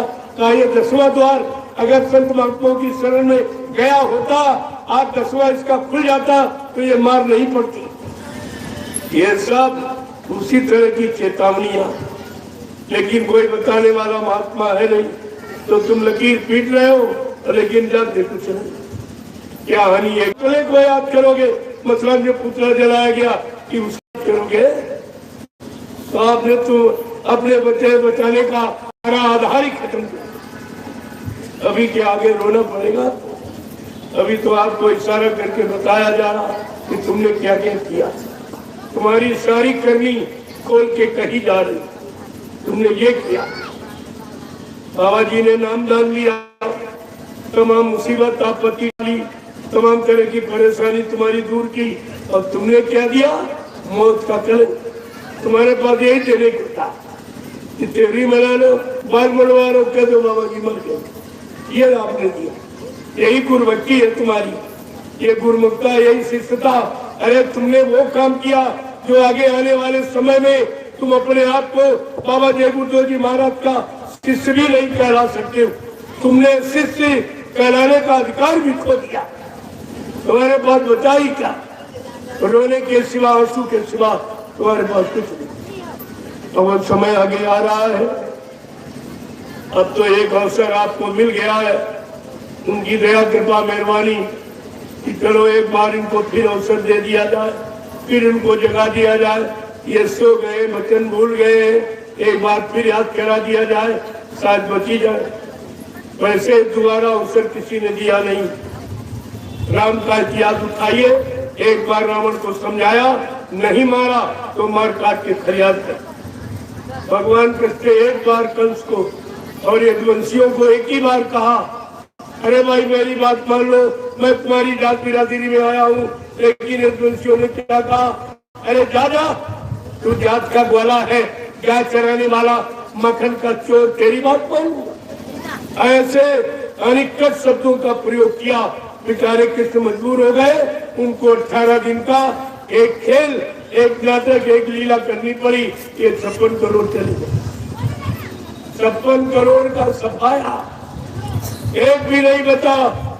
इस कौम के विनाश का इतिहास है, बचने का इतिहास नहीं, क्योंकि इसने भगवान कृष्ण की बात नहीं मानी, तब इसका विनाश हुआ। आज ये सम्राट मालिक की बात नहीं मान रहा और उन्हीं को कह रहा मर के चले गए, इसलिए विनाश निश्चित है। और यही कौम मेरे सामने खड़ी थी।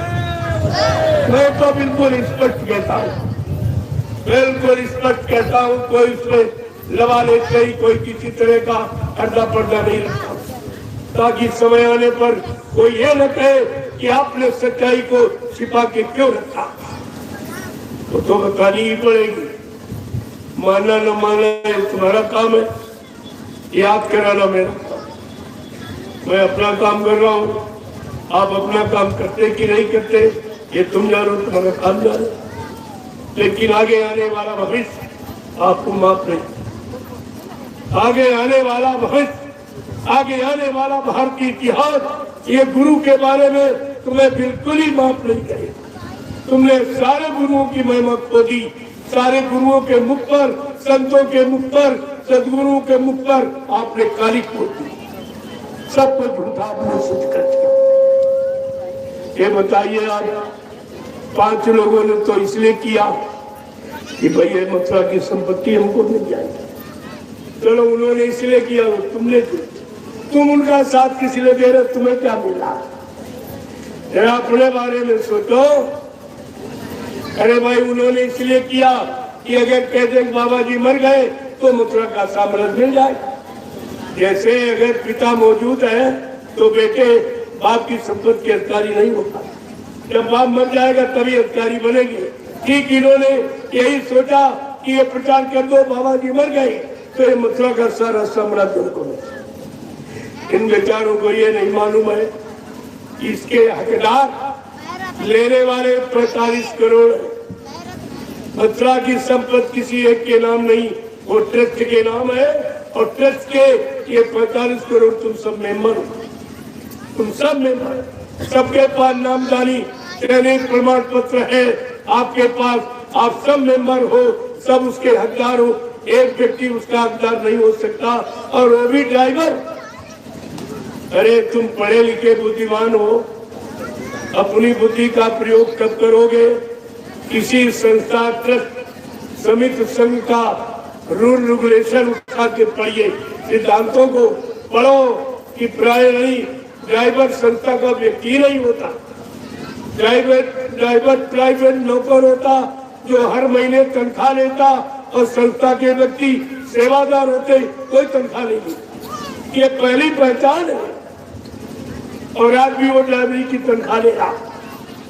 अगर वो ड्राइवरी की तनख्वाह न ले तो बाबा जी की सुरक्षा के लिए जो उसको रिवॉल्वर एसू हुआ था वो लाइसेंस खत्म हो गया जब।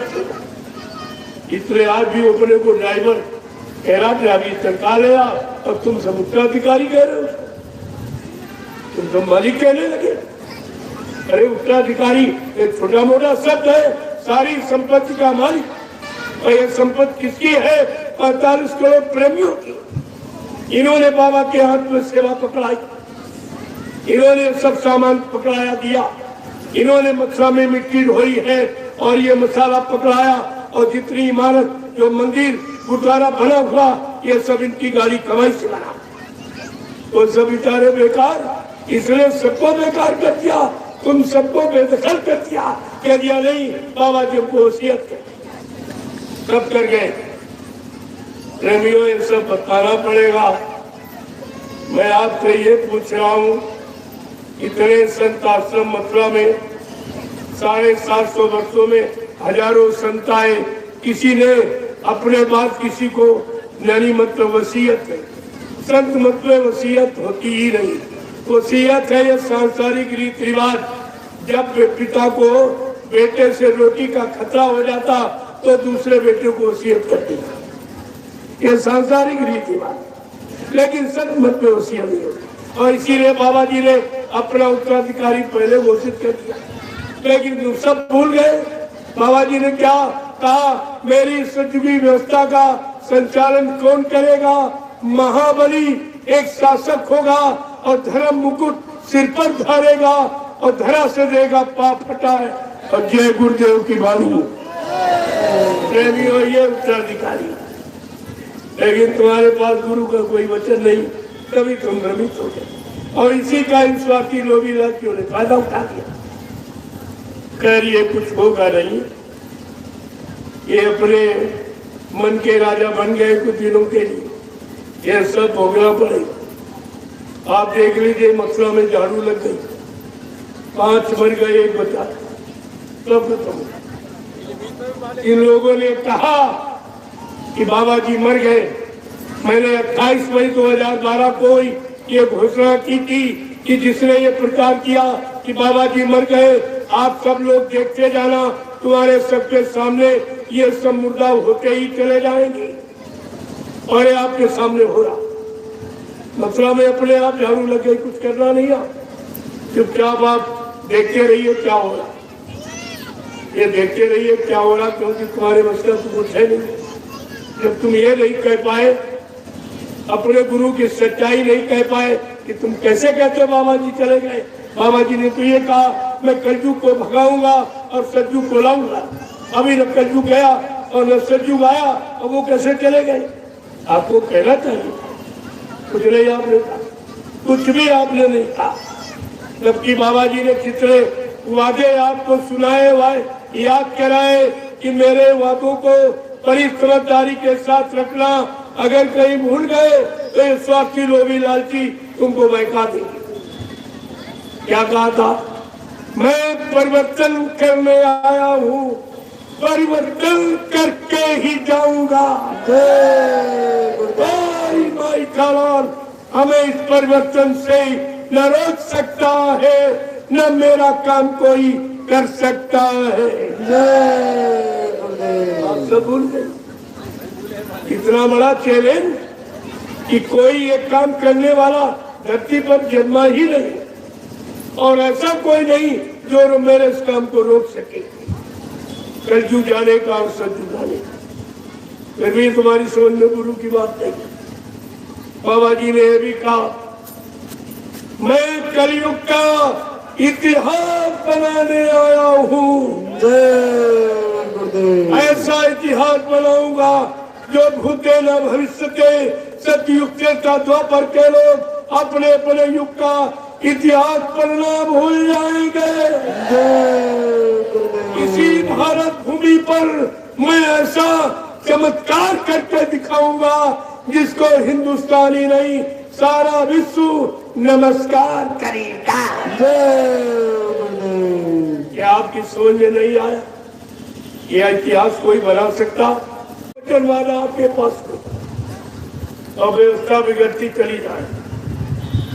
ये जब कोरोना काल, जिसको बाबा जी ने बहुत पहले इशारा किया, महात्मा सब जानते, भूत भविष्य वर्तमान के जानकार होते। बाबा जी ने 6 नवंबर 1986, ये तारीख लिख लो, कोई नहीं बताएगा।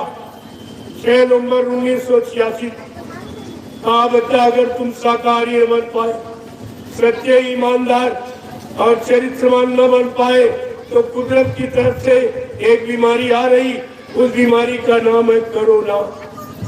क्या न करो तो बीमारी नहीं आएगी, अगर करोगे तो जरूर आ जाए।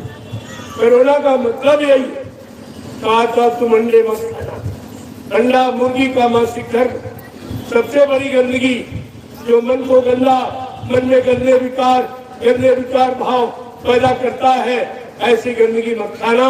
किसी पशु पक्षी का मुर्दा मांस मत खाना, क्यों ये मनुष्य मंदिर है। इसी मनुष्य मंदिर के अंदर परमात्मा की चेतन मूर्ति जीवात्मा बैठी। परमात्मा की सच्ची मूर्ति के आगे ये गंदगी डालोगे तो आपको सजा मिलेगी। ये सब आपको बताया, कोई नहीं माना तो आगे।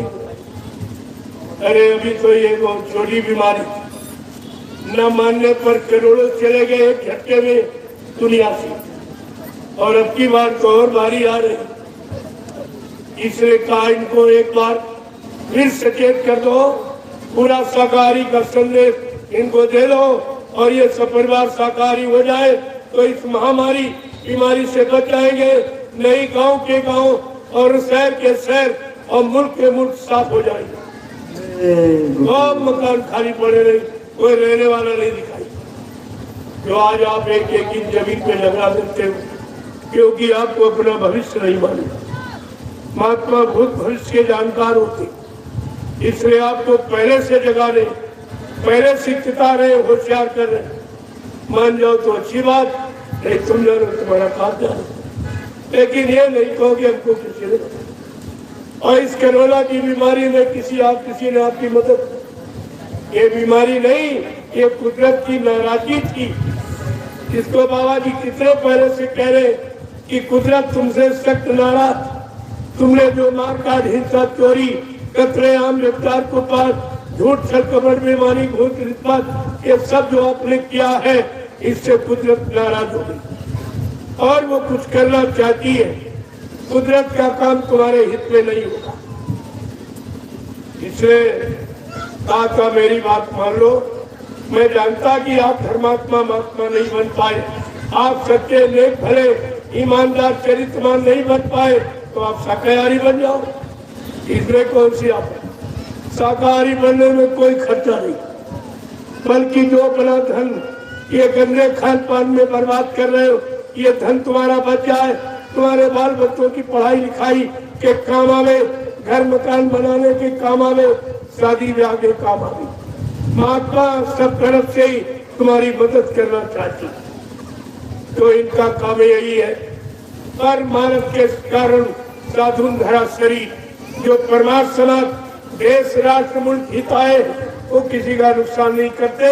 तभी लिखा साधु से हो न कारज हानि, साधु संत महात्माओं से किसी के काम की कभी हानि नहीं हो सकती। अब आप न समझ पाओ वो बातें करें, लेकिन वो इस काम के लिए नहीं आते। कोई रात पाट कोई धन दौलत मान सम्मान लेने के लिए नहीं आते। वो तो अपनी भूड़ी बिछड़ी जीवात्मा को जगा के परमात्मा के पास पहुंचाने के लिए आते। उनका एक बात नहीं का। और बीमारी में कोई आया तुम्हारे यहाँ जिनको आपने चंदा नोट तोड़ दिया? कोई आया? महंगाई तुमने भरी, टैक्स तुमने दिए, जीएसटी तुमने दी, लेकिन तुम्हारी मुसीबत आपत्ति में कोई आया? न कोई नेता आया, न कोई महात्मा आया। जिनको आपने धोती रोटी लंगोटी दान दक्षिणा रुपया पैसा दिया, कोई दाढ़ी बाल लाल पीले कपड़े पहनने वाला तुम्हारे दरबार गांव गली में आया और किसी ने आपत्ति मुसीबत से बचने की कोई आपको साधन बताया? ये दोनों हार गए। राजनीति वाले भी हार गए, धर्मनीति वाले हार गए। ये ऐसा समय आ गया प्रेमी, अभी का आगे और कुछ होने जा रहा जिसकी मैं ये सूचना लेके आया और आपके सामने ये सब दिखाया जा रहा करके आप रोड पर देख लीजिए कि कितने लोग साइकिल यात्रा कर रही धूप में कोई घर से निकलना नहीं चाहता। और खासकर 50 कन्याएं चल रही जिन्होंने कभी घर से बाहर नहीं निकली, कभी साइकिल चलाई नहीं, कभी पढ़ाई लिखाई में चलाई होगी स्कूल में 1-2 किलोमीटर, आज ये 60-60, 70-70 किलोमीटर साइकिल यात्रा कर। इनसे पूछिए, ये सब आपको बताएंगी।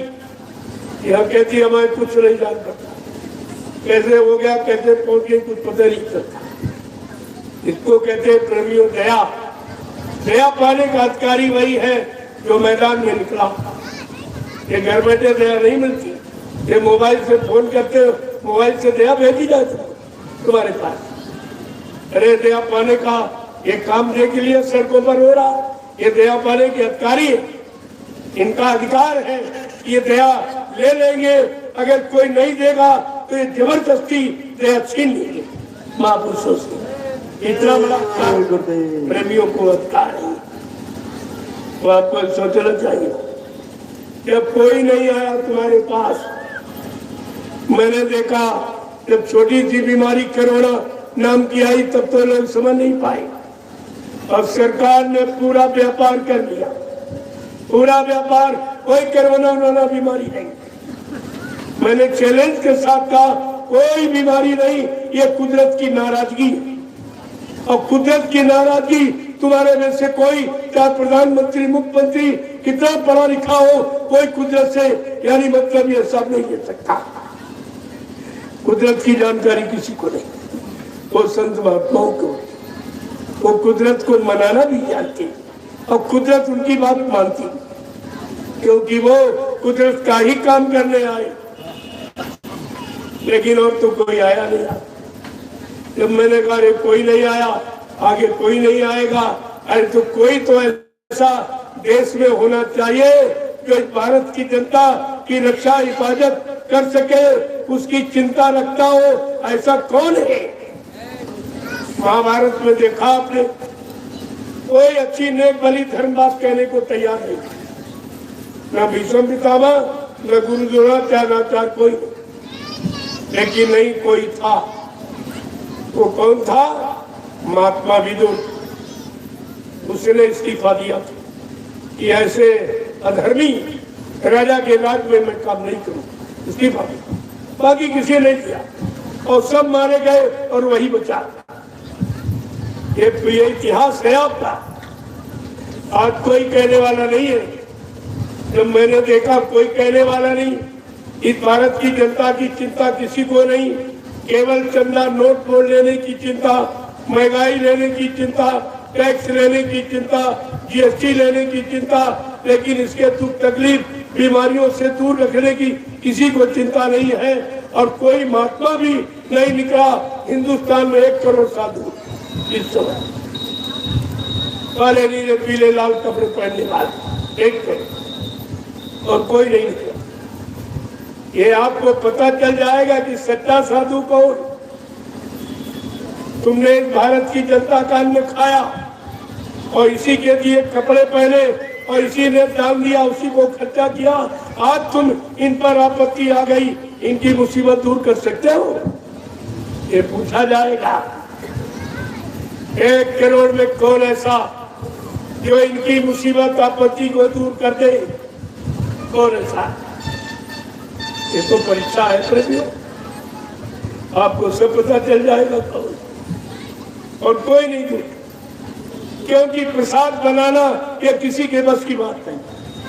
तभी तो ये लोग कहते प्रसाद खरीद के लिया। अरे प्रसाद खरीदा नहीं जाता, बनाया जाता। अब बनाने की सामर्थ्य तो किसी में है नहीं, तो कहते थे प्रसाद खरीद के लिया। तुम्हें ये कहना चाहिए जब तुम प्रसाद बनाना नहीं जानते हो तो हमें तुम दोगे क्या? हम क्यों तुम्हारे पास आए? क्यों श्रम समय पूंजी अपनी खराब करे जब तुम्हारे पास कुछ है ही नहीं? तुम प्रसादी बनाना नहीं जानते हो तो आशीर्वाद या वरदान हमें तुम क्या दोगे? लेकिन तुम उनसे ज्यादा कमजोर हो, तुम उनसे ज्यादा बुद्धिहीन हो, तुम्हारी समझ और कुछ नहीं है। कितनी लूट मची हुई, धर्म के नाम पर लूट। हमें तो सच्चाई कहनी ही पड़ती है। आप धार्मिक देश, जिस भारत जैसे धार्मिक देश पर धर्म की स्थापना के लिए भगवान राम को रावण से लड़ाई लड़नी पड़ी, धर्म के लिए भगवान कृष्ण को महाभारत करना पड़ा, तब धर्म की स्थापना हुई। आज ये जिम्मेदार लोगों ने सारा धर्म खोद के गाड़ दिया। कई धर्म नहीं दिखाई दे रहा, कहीं, और न कहीं धार्मिक चर्चा। मैं जब धार्मिक चर्चा करने निकला तो मुझे परमिशन लेनी पड़ती। प्रेमियों, धार्मिक देश में धार्मिक सत्ता और हमें परमिशन लेनी पड़ती। इनका क्या होगा? क्या ये आगे आने वाले समय में हमारी बात का जवाब दे पाएंगे कि धार्मिक देश और धार्मिक सत्ता और धर्म की बात और सच्ची नेक भरी और चरित्र की अच्छे समाज के स्थापना की यानी बात कहने बताने के लिए हमको परमिशन लेनी, और कहीं कहीं मिला ही नहीं। इन लोगों ने दिया भी नहीं। मेरे पास सब रिकॉर्ड, मैंने पूरी फाइल बना के रखी, आगे आने वाले समय में पेश कर दूंगा। तुम कहाँ जाओगे छिपी? मैं तो तुम्हारे पीछे ही तो खड़ा हूँ, कहाँ जाओगे? इसमें कोई नहीं बचेगा। संत रविदास जी मीराबाई के गुरु थे, सैकड़ों साल पहले आए थे। उन्होंने अपनी भविष्यवाणी में जो ज्ञान पोथी लिखी है उसमें एक भविष्यवाणी उन्होंने लिखी। क्या कहा है? भारतवर्ष की कि भारत में अवतारी होगा जो अति विस्मयकारी होगा, ज्ञानी और विज्ञानी होगा, वो अद्भुत सेनानी होगा। कहा ऐसा सेनानी तीर तमंचा भाला बर्छी नहीं चलाएगा, वो बम नहीं फेंकेगा, वो अपनी वैचारिक क्रांति के द्वारा देश दुनिया में परिवर्तन करके दिखा देगा। रविदास जी और क्या कह रहे हैं? बड़ी अनोखी बात कह रहे हैं जो कोई कर ही नहीं सकता। का वो महापुरुष एक अनोखी लीला करेगा, जीते जी कई बार मरेगा, जीते जी कई बार मरेगा और छन्नम भेष में वो विचरेगा। देश बचाने के लिए होगा एक आवाहन, युग परिवर्तन के लिए चले प्रबल तूफान, तीनों ओर से होगा हमला, देश के अंदर द्रोही घपला, सभी तरफ को राम मचेगा, कैसे हिंदुस्तान बचेगा। आज वो समस्या जो हिंदुस्तान को बचाएगा वो भारत का महापुरुष कहलाएगा, जो विश्व युद्ध को रोक देगा वो भारत का महापुरुष कहलाएगा। अभी आपने समझा ही क्या? और ये स्थितियां सब बनेगी, विश्व युद्ध की भी स्थिति बनेगी। अगर बनेगी नहीं, कह दिया जा हमने रोक दिया, करो हुए नहीं, तुमने क्या रोक दिया? अगर पहले रोक दिया जाए, ये मार खा के समझने वाले ऐसे नहीं। कोई किसी को मार रहा हो, 2-4-10 हाथ लग जाए, इसके बाद कोई बचा दे तो कहेगा इन्होंने हमको बचा लिया। अगर पहले कह दे कि हमने तुमको बचा लिया, तुम आज बहुत मार लिया, अरे कल जा कौन मारने वाला हमको पता हुआ। तो यहाँ का आदमी मार खा के, ठोकर खा के संभलना चाहता है। इसलिए संत रविदास जी ने स्पष्ट कहा कि जिसने भारत माँ सताई, जिसने इनकी करी लुटाई, आज जो भारत माँ की झूठी जय जयकार करते, सारा भारत को लूट लिया और बेच दिया, ये कहलाने के अधिकारी नहीं है। रविदास जी ने कितने पहले, सैकड़ों साल पहले कहा कि जिसने भारत माँ सताई, जिसने इनकी करी लुटाई, कौन कौन नेता, मंत्री और अधिकारी, इनको एक दिन जान बचाना होगा भारी। ये छोड़ सब मैदान भागेंगे, अपने अपने घरों में छिपेंगे, लेकिन वो महापुरुष क्या करेगा? ढूंढ ढूंढ कर बदला लेगा, सब हिसाब चुकता कर देगा। प्रेमियों, ये बचने वाले कोई नहीं, राष्ट्रपति प्रधानमंत्री जो समझ रहे कोई नहीं जानता, अरे तुम नहीं जानते हो, वो तुमको भी जानती। जो तुमने किया और जो कर रहा या करने के लिए सोच रहे, वो उसको भी जानते। वो अंतर्यामी घटघटवासी सब जानता है। और इसीलिए आज ये खुला संदेश हो रहा, अभी तेज जाओ, जाग जाओ, अभी वक्त है गुनाहों से तू तौबा कर ले, फिर न कहना कि हमने सुना था पैगाम नहीं। मैं हिंदुस्तान में किसी को भी इस बात के लिए बाकी नहीं रखूंगा कि बाबा जी के वचन हमको मालूम नहीं थे। मैंने 10 वर्षों में सारी जानकारी थी और आज भी, आज तो खुले मन से खुलेआम कह रहा हूं। और ये सबके हित की बात, ये किसी एक की नहीं, सबके हित की बात है। अगर अभी आप नहीं चाहते तो तुम जानो तुम्हारा काम, आगे बहुत भारी मुसीबत खड़ी, जिसमें बचेगा कुछ। रविदास जी ने क्या कहा? इटली से कोराम मचेगा, यानी लंदन सागर में डूबेगा, युद्ध तीसरा अति प्रलंकारी जो होगा, भारी संहारी भारत होगा, विश्व विजेता भारत होगा, विश्व का नेता, दुनिया का कार्यालय होगा, भारत में न्यायालय होगा, तब सतयुग दर्शन आएगा, संत राज सुख बरसाएगा, सहस्र वर्ष तक सतयुग लागे और विश्व गुरु बन भारत जागे। प्रेमियों, ये होना, ये इसी की तैयारी हो रही है। एक काफिला इसी का सूचक है, इसी की सूचना दे रहा कि आज भी लोग हिंदुस्तान में निस्वार्थ देश की सेवा के लिए कुर्बान होने को तैयार बैठे। ऐसे मत समझो, ये कुर्बानी की कहानी है।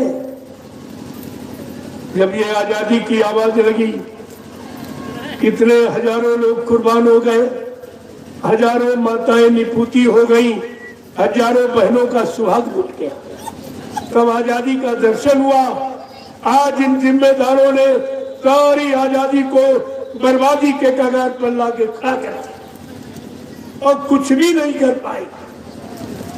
चुनाव पर चुनाव, चुनाव पर चुनाव, सारा देश चुन गया, कुछ नहीं बचा, कुछ नहीं बचा।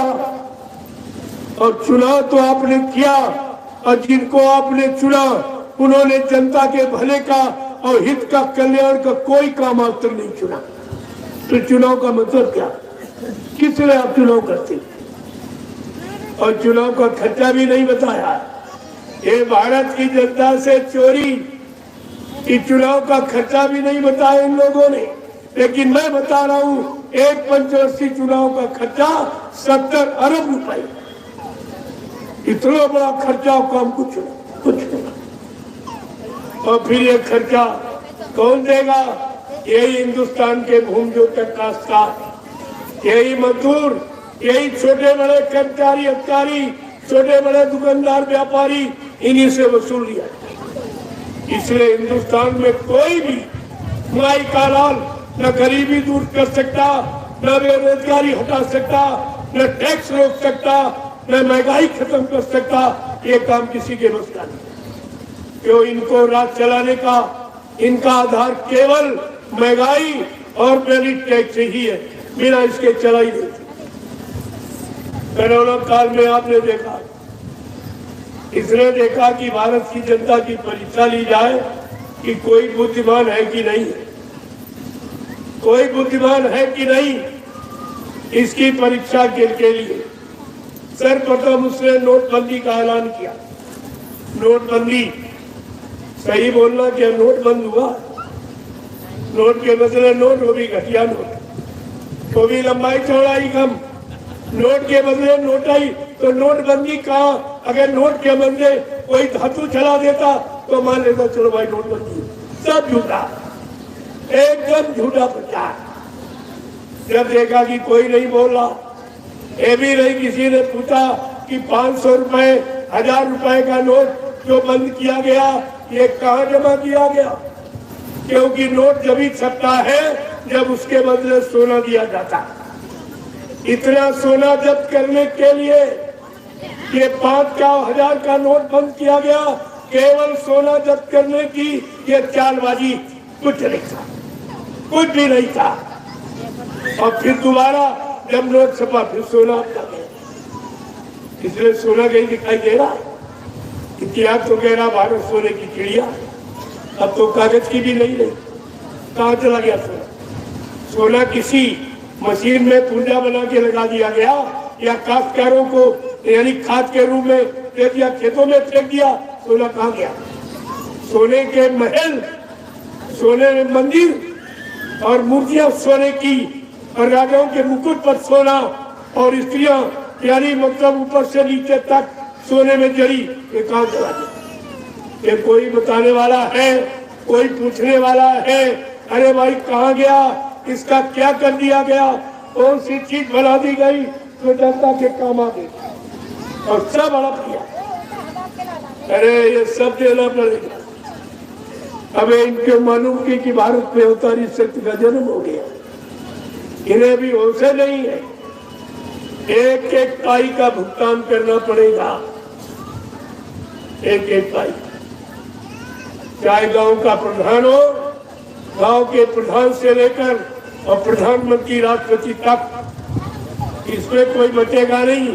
बाबा जी ने पहले ही कहा, मैंने एक ऐसा जाल बना के रखा और छोटी बड़ी मछली कोई नहीं बचेगी जो फंसे ना। कहाँ जाओगे आप? कहाँ जाओगे भक्त? ये सब आप देखते जाइए। ये कलंक किसके सर लगता है? कौन इस दायरे में आता है? अंत में कौन फंसेगा? ये सब आपके सामने आ जाएगा, आप अपनी आंखों से देखेंगे। ऐसा नहीं, कोई ऐसा काम नहीं जो पर्दे में, सबके सामने खुला, ये सब परिवर्तन खुला और आप इसे देख लेना। ये जानकारी आपको इसीलिए दी जा रही है कि अभी आप चेत जाओ, जाग जाओ, तुम्हारा यहाँ कोई नहीं। ये संत महात्माओं की बात कांट में बांध लो, तुम्हारा यहाँ कोई नहीं। अभी आपने छोटी बीमारी देखी, कोई आया, और भारी बीमारी में कौन है? इनके बस की बातें नहीं है। ये प्राकृतिक प्रकोप ये कोई रोक नहीं सकता सिवाय संत महापुरुषों के। उसे रोकने का किसी के पास कोई पावर, कोई शक्ति, कोई अधिकार नहीं है। और आपको ये मौका दिया जा रहा, आपको ये जानकारी दी रहा है। इसलिए मैं तो एक ही प्रार्थना करूंगा, कम से कम आप शाकाहारी हो। चलो कुछ नहीं कर पा सकते हो तो शाकाहारी तो रह सकते। और शाकाहारी कोई नया काम नहीं, हमारा जन्म सिद्ध अधिकार। जब बच्चा पैदा होता है, चाहे हिंदू घर में चाहे मुसलमान या किसी कौम कौमियत जात में पैदा हो, हर बच्चा को अपने माँ ने अपने बच्चों को पैदा होने के वक्त अपना दूध पिलाया। न अंडा खिलाया, न मुर्गा मछली बकरा, न शराब न दारू पिलाया, कुछ, केवल अपना दूध पिलाया। ये दूध शुद्ध शाकाहार और दूध से संबंधित जो मानवीय आहार जो प्रकृति ने बनाया यानी सीजनल अनाज और सीजनल दालें और सीजनल सब्जियां, फल फूल मेवे, दूध मक्खन मलाई घी, इसको कहते हैं शुद्ध शाकाहार। अगर आप इसी का प्रयोग करते तो आप में मानवता बनी रहती, इंसानियत बनी रहती, प्रेम प्यार मोहब्बत सेवा व्याह सदाचार परमात्मा की यादगार बनी रहती। आपके मन मस्तिष्क में माँ बहन बेटी बहू की परत पहचान बनी रहती। आप तो ये सब चला गया, इसलिए आपका पारिवारिक जीवन, सामाजिक जीवन, व्यवहारिक जीवन सब दुखों में, तकलीफों में, लड़ाई झगड़ों में चला गया। अब तो कहीं शांति दिखाई नहीं, सब जगह रोने चिल्लाने की आवाज है, सब कोई कहने वाला नहीं। इसीलिए तो महापुरुषों ने इजारा करके कहा, प्रजातंत्र व लूटतंत्र, साक्षर वर्ग के विचारों से सारे मुल्क का बच्चा बच्चा रो रहा अत्याचारों से। कहे गुरुजी ये भ्रष्ट व्यवस्था तुम्हें बताने आए हैं।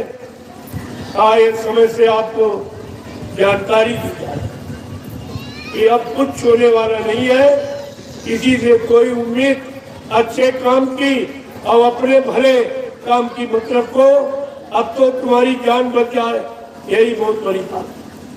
सुख संपदा को कहे जान बचे बर्बाद, क्यों बहुमत कीमत बाल मत बिन नरेश का राज।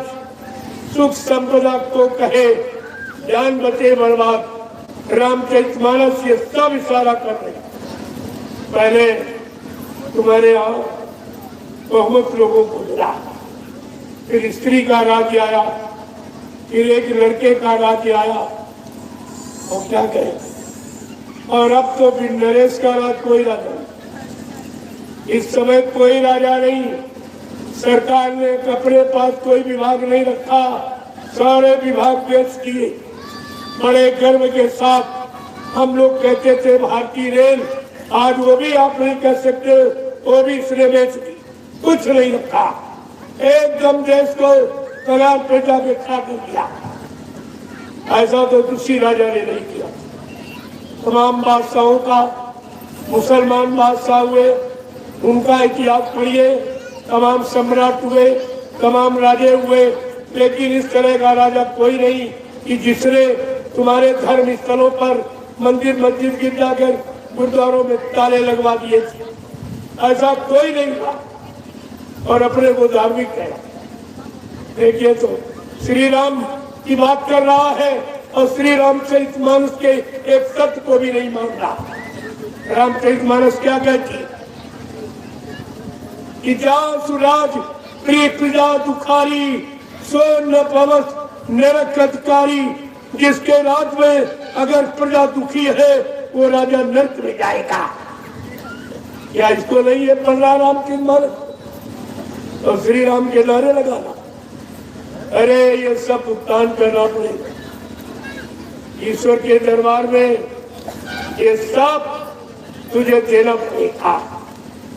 क्योंकि तब से रात जब तपस्या की हो तो राजा बने हो, और रात से नर्क जब ये भोग करोगे वो भी दुरुपयोग तो नर्क में चले जाओगे।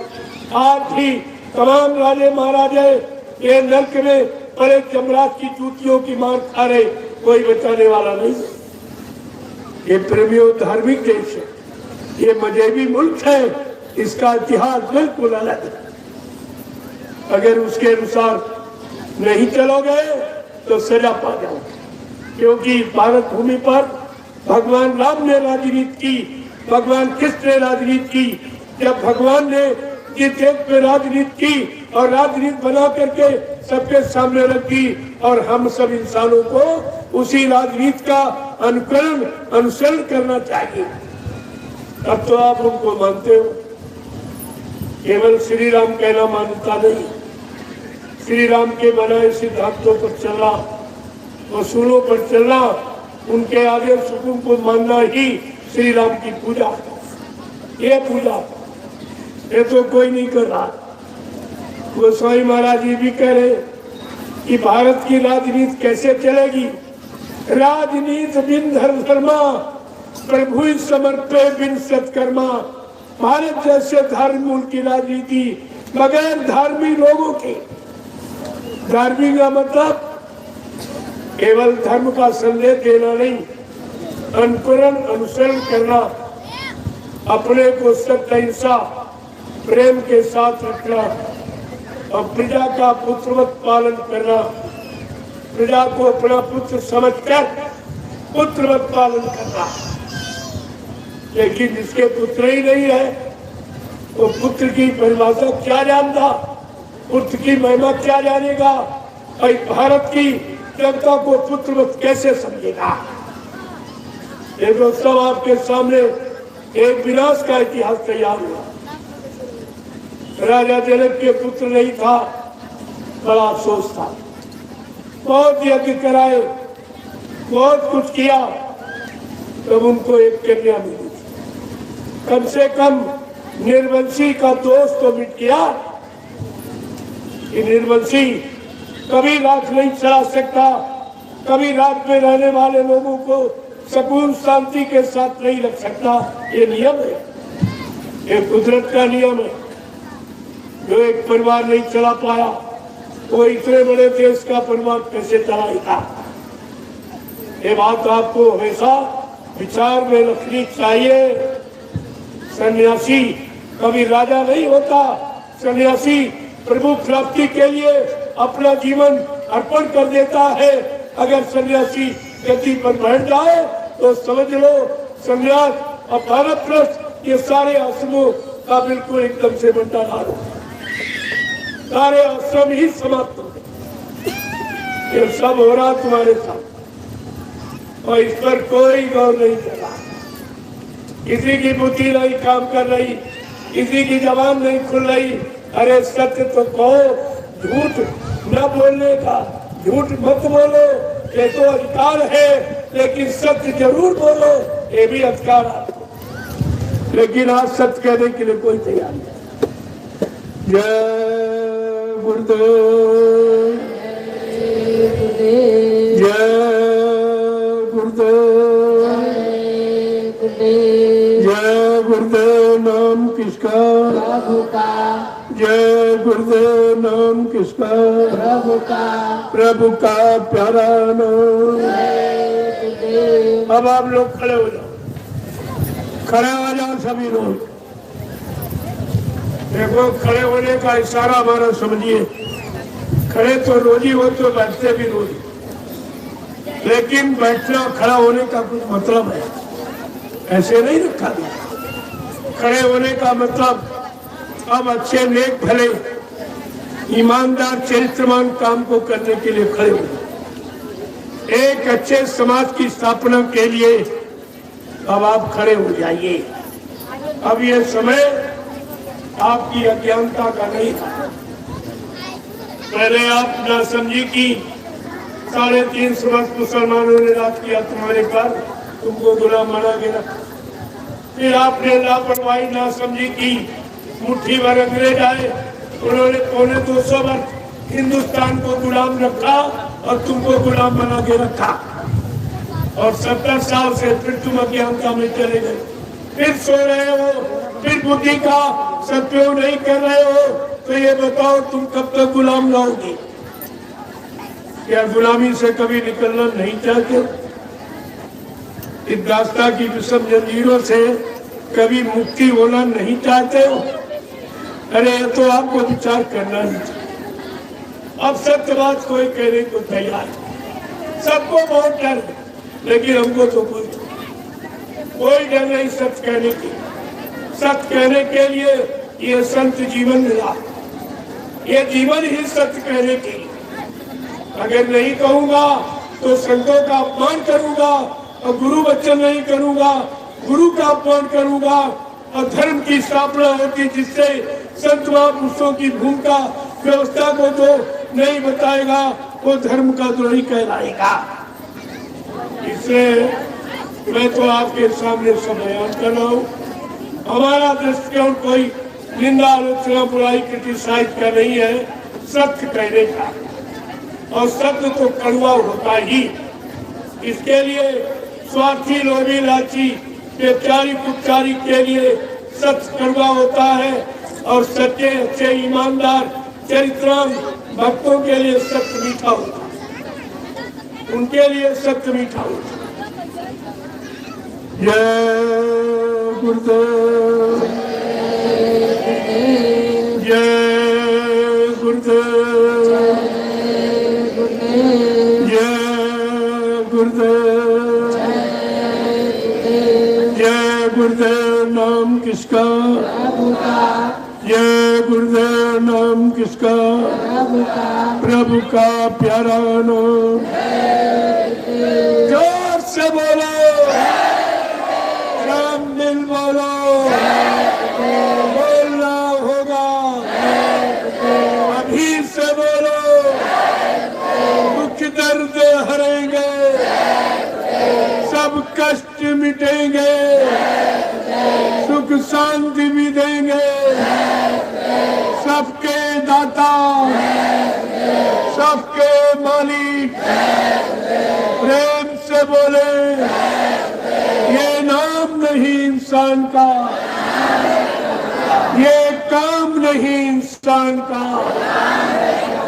प्रेमियों, इंसानों के बस का कोई काम नहीं, चाहे राजनीति देख लो चाहे धर्म, सब यानी अपने रास्ते से अलग हो।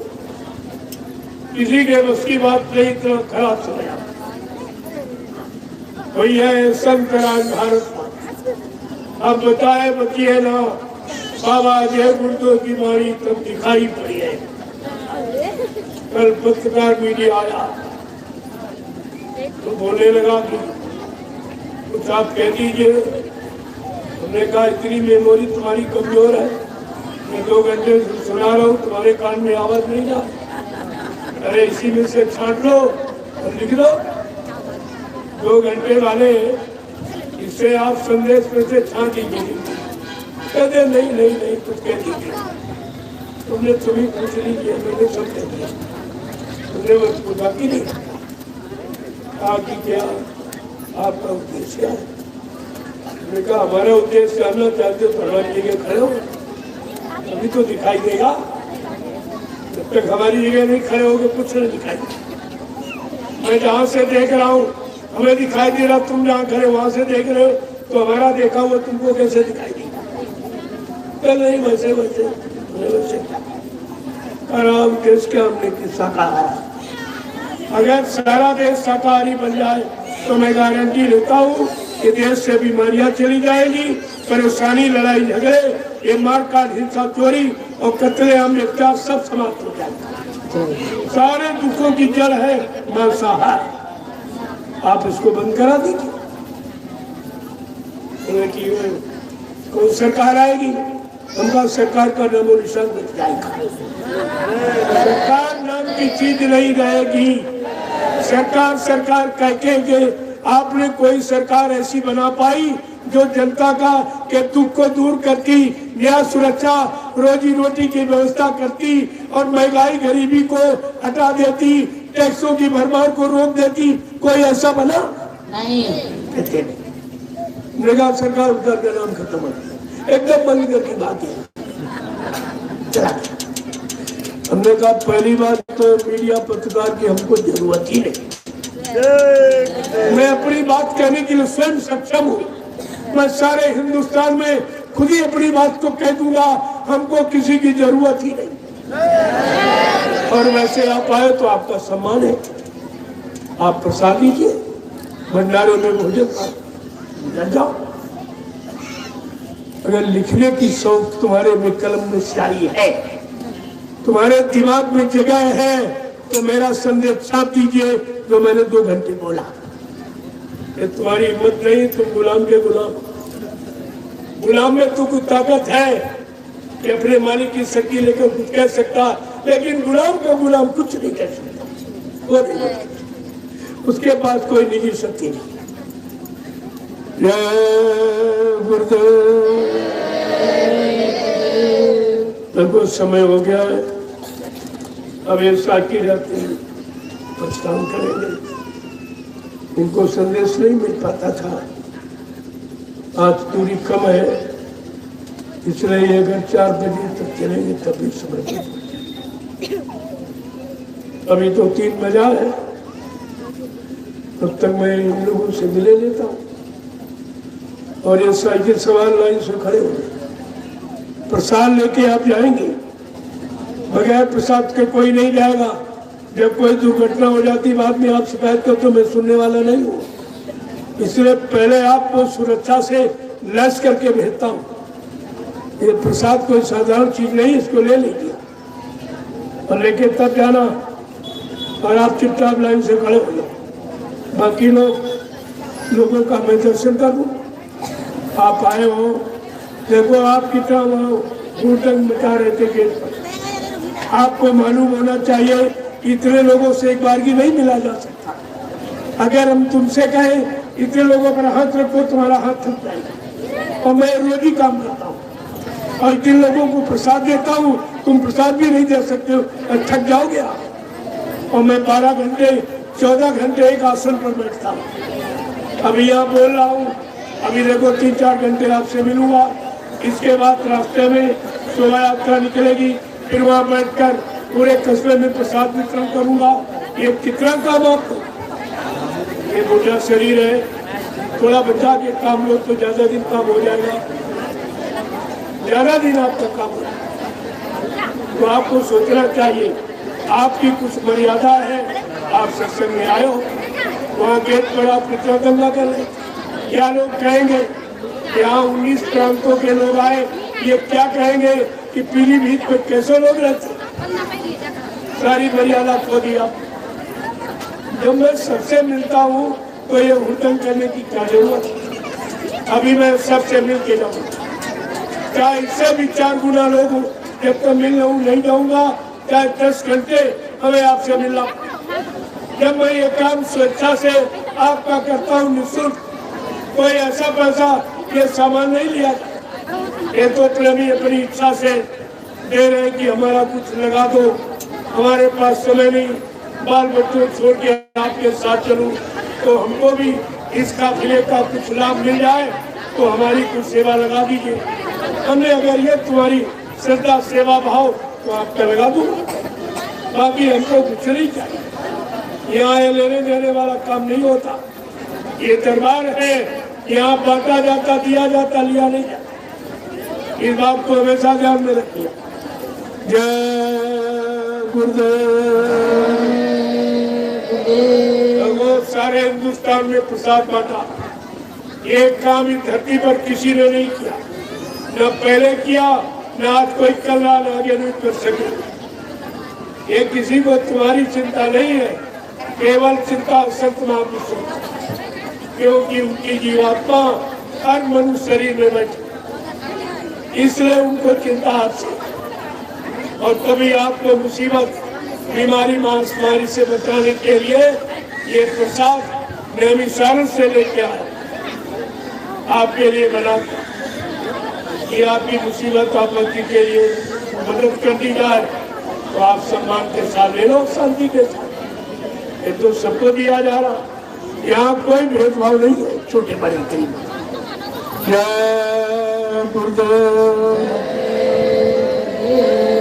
अब मैं आपका दर्शन करूंगा, एक एक को प्रणाम करूंगा।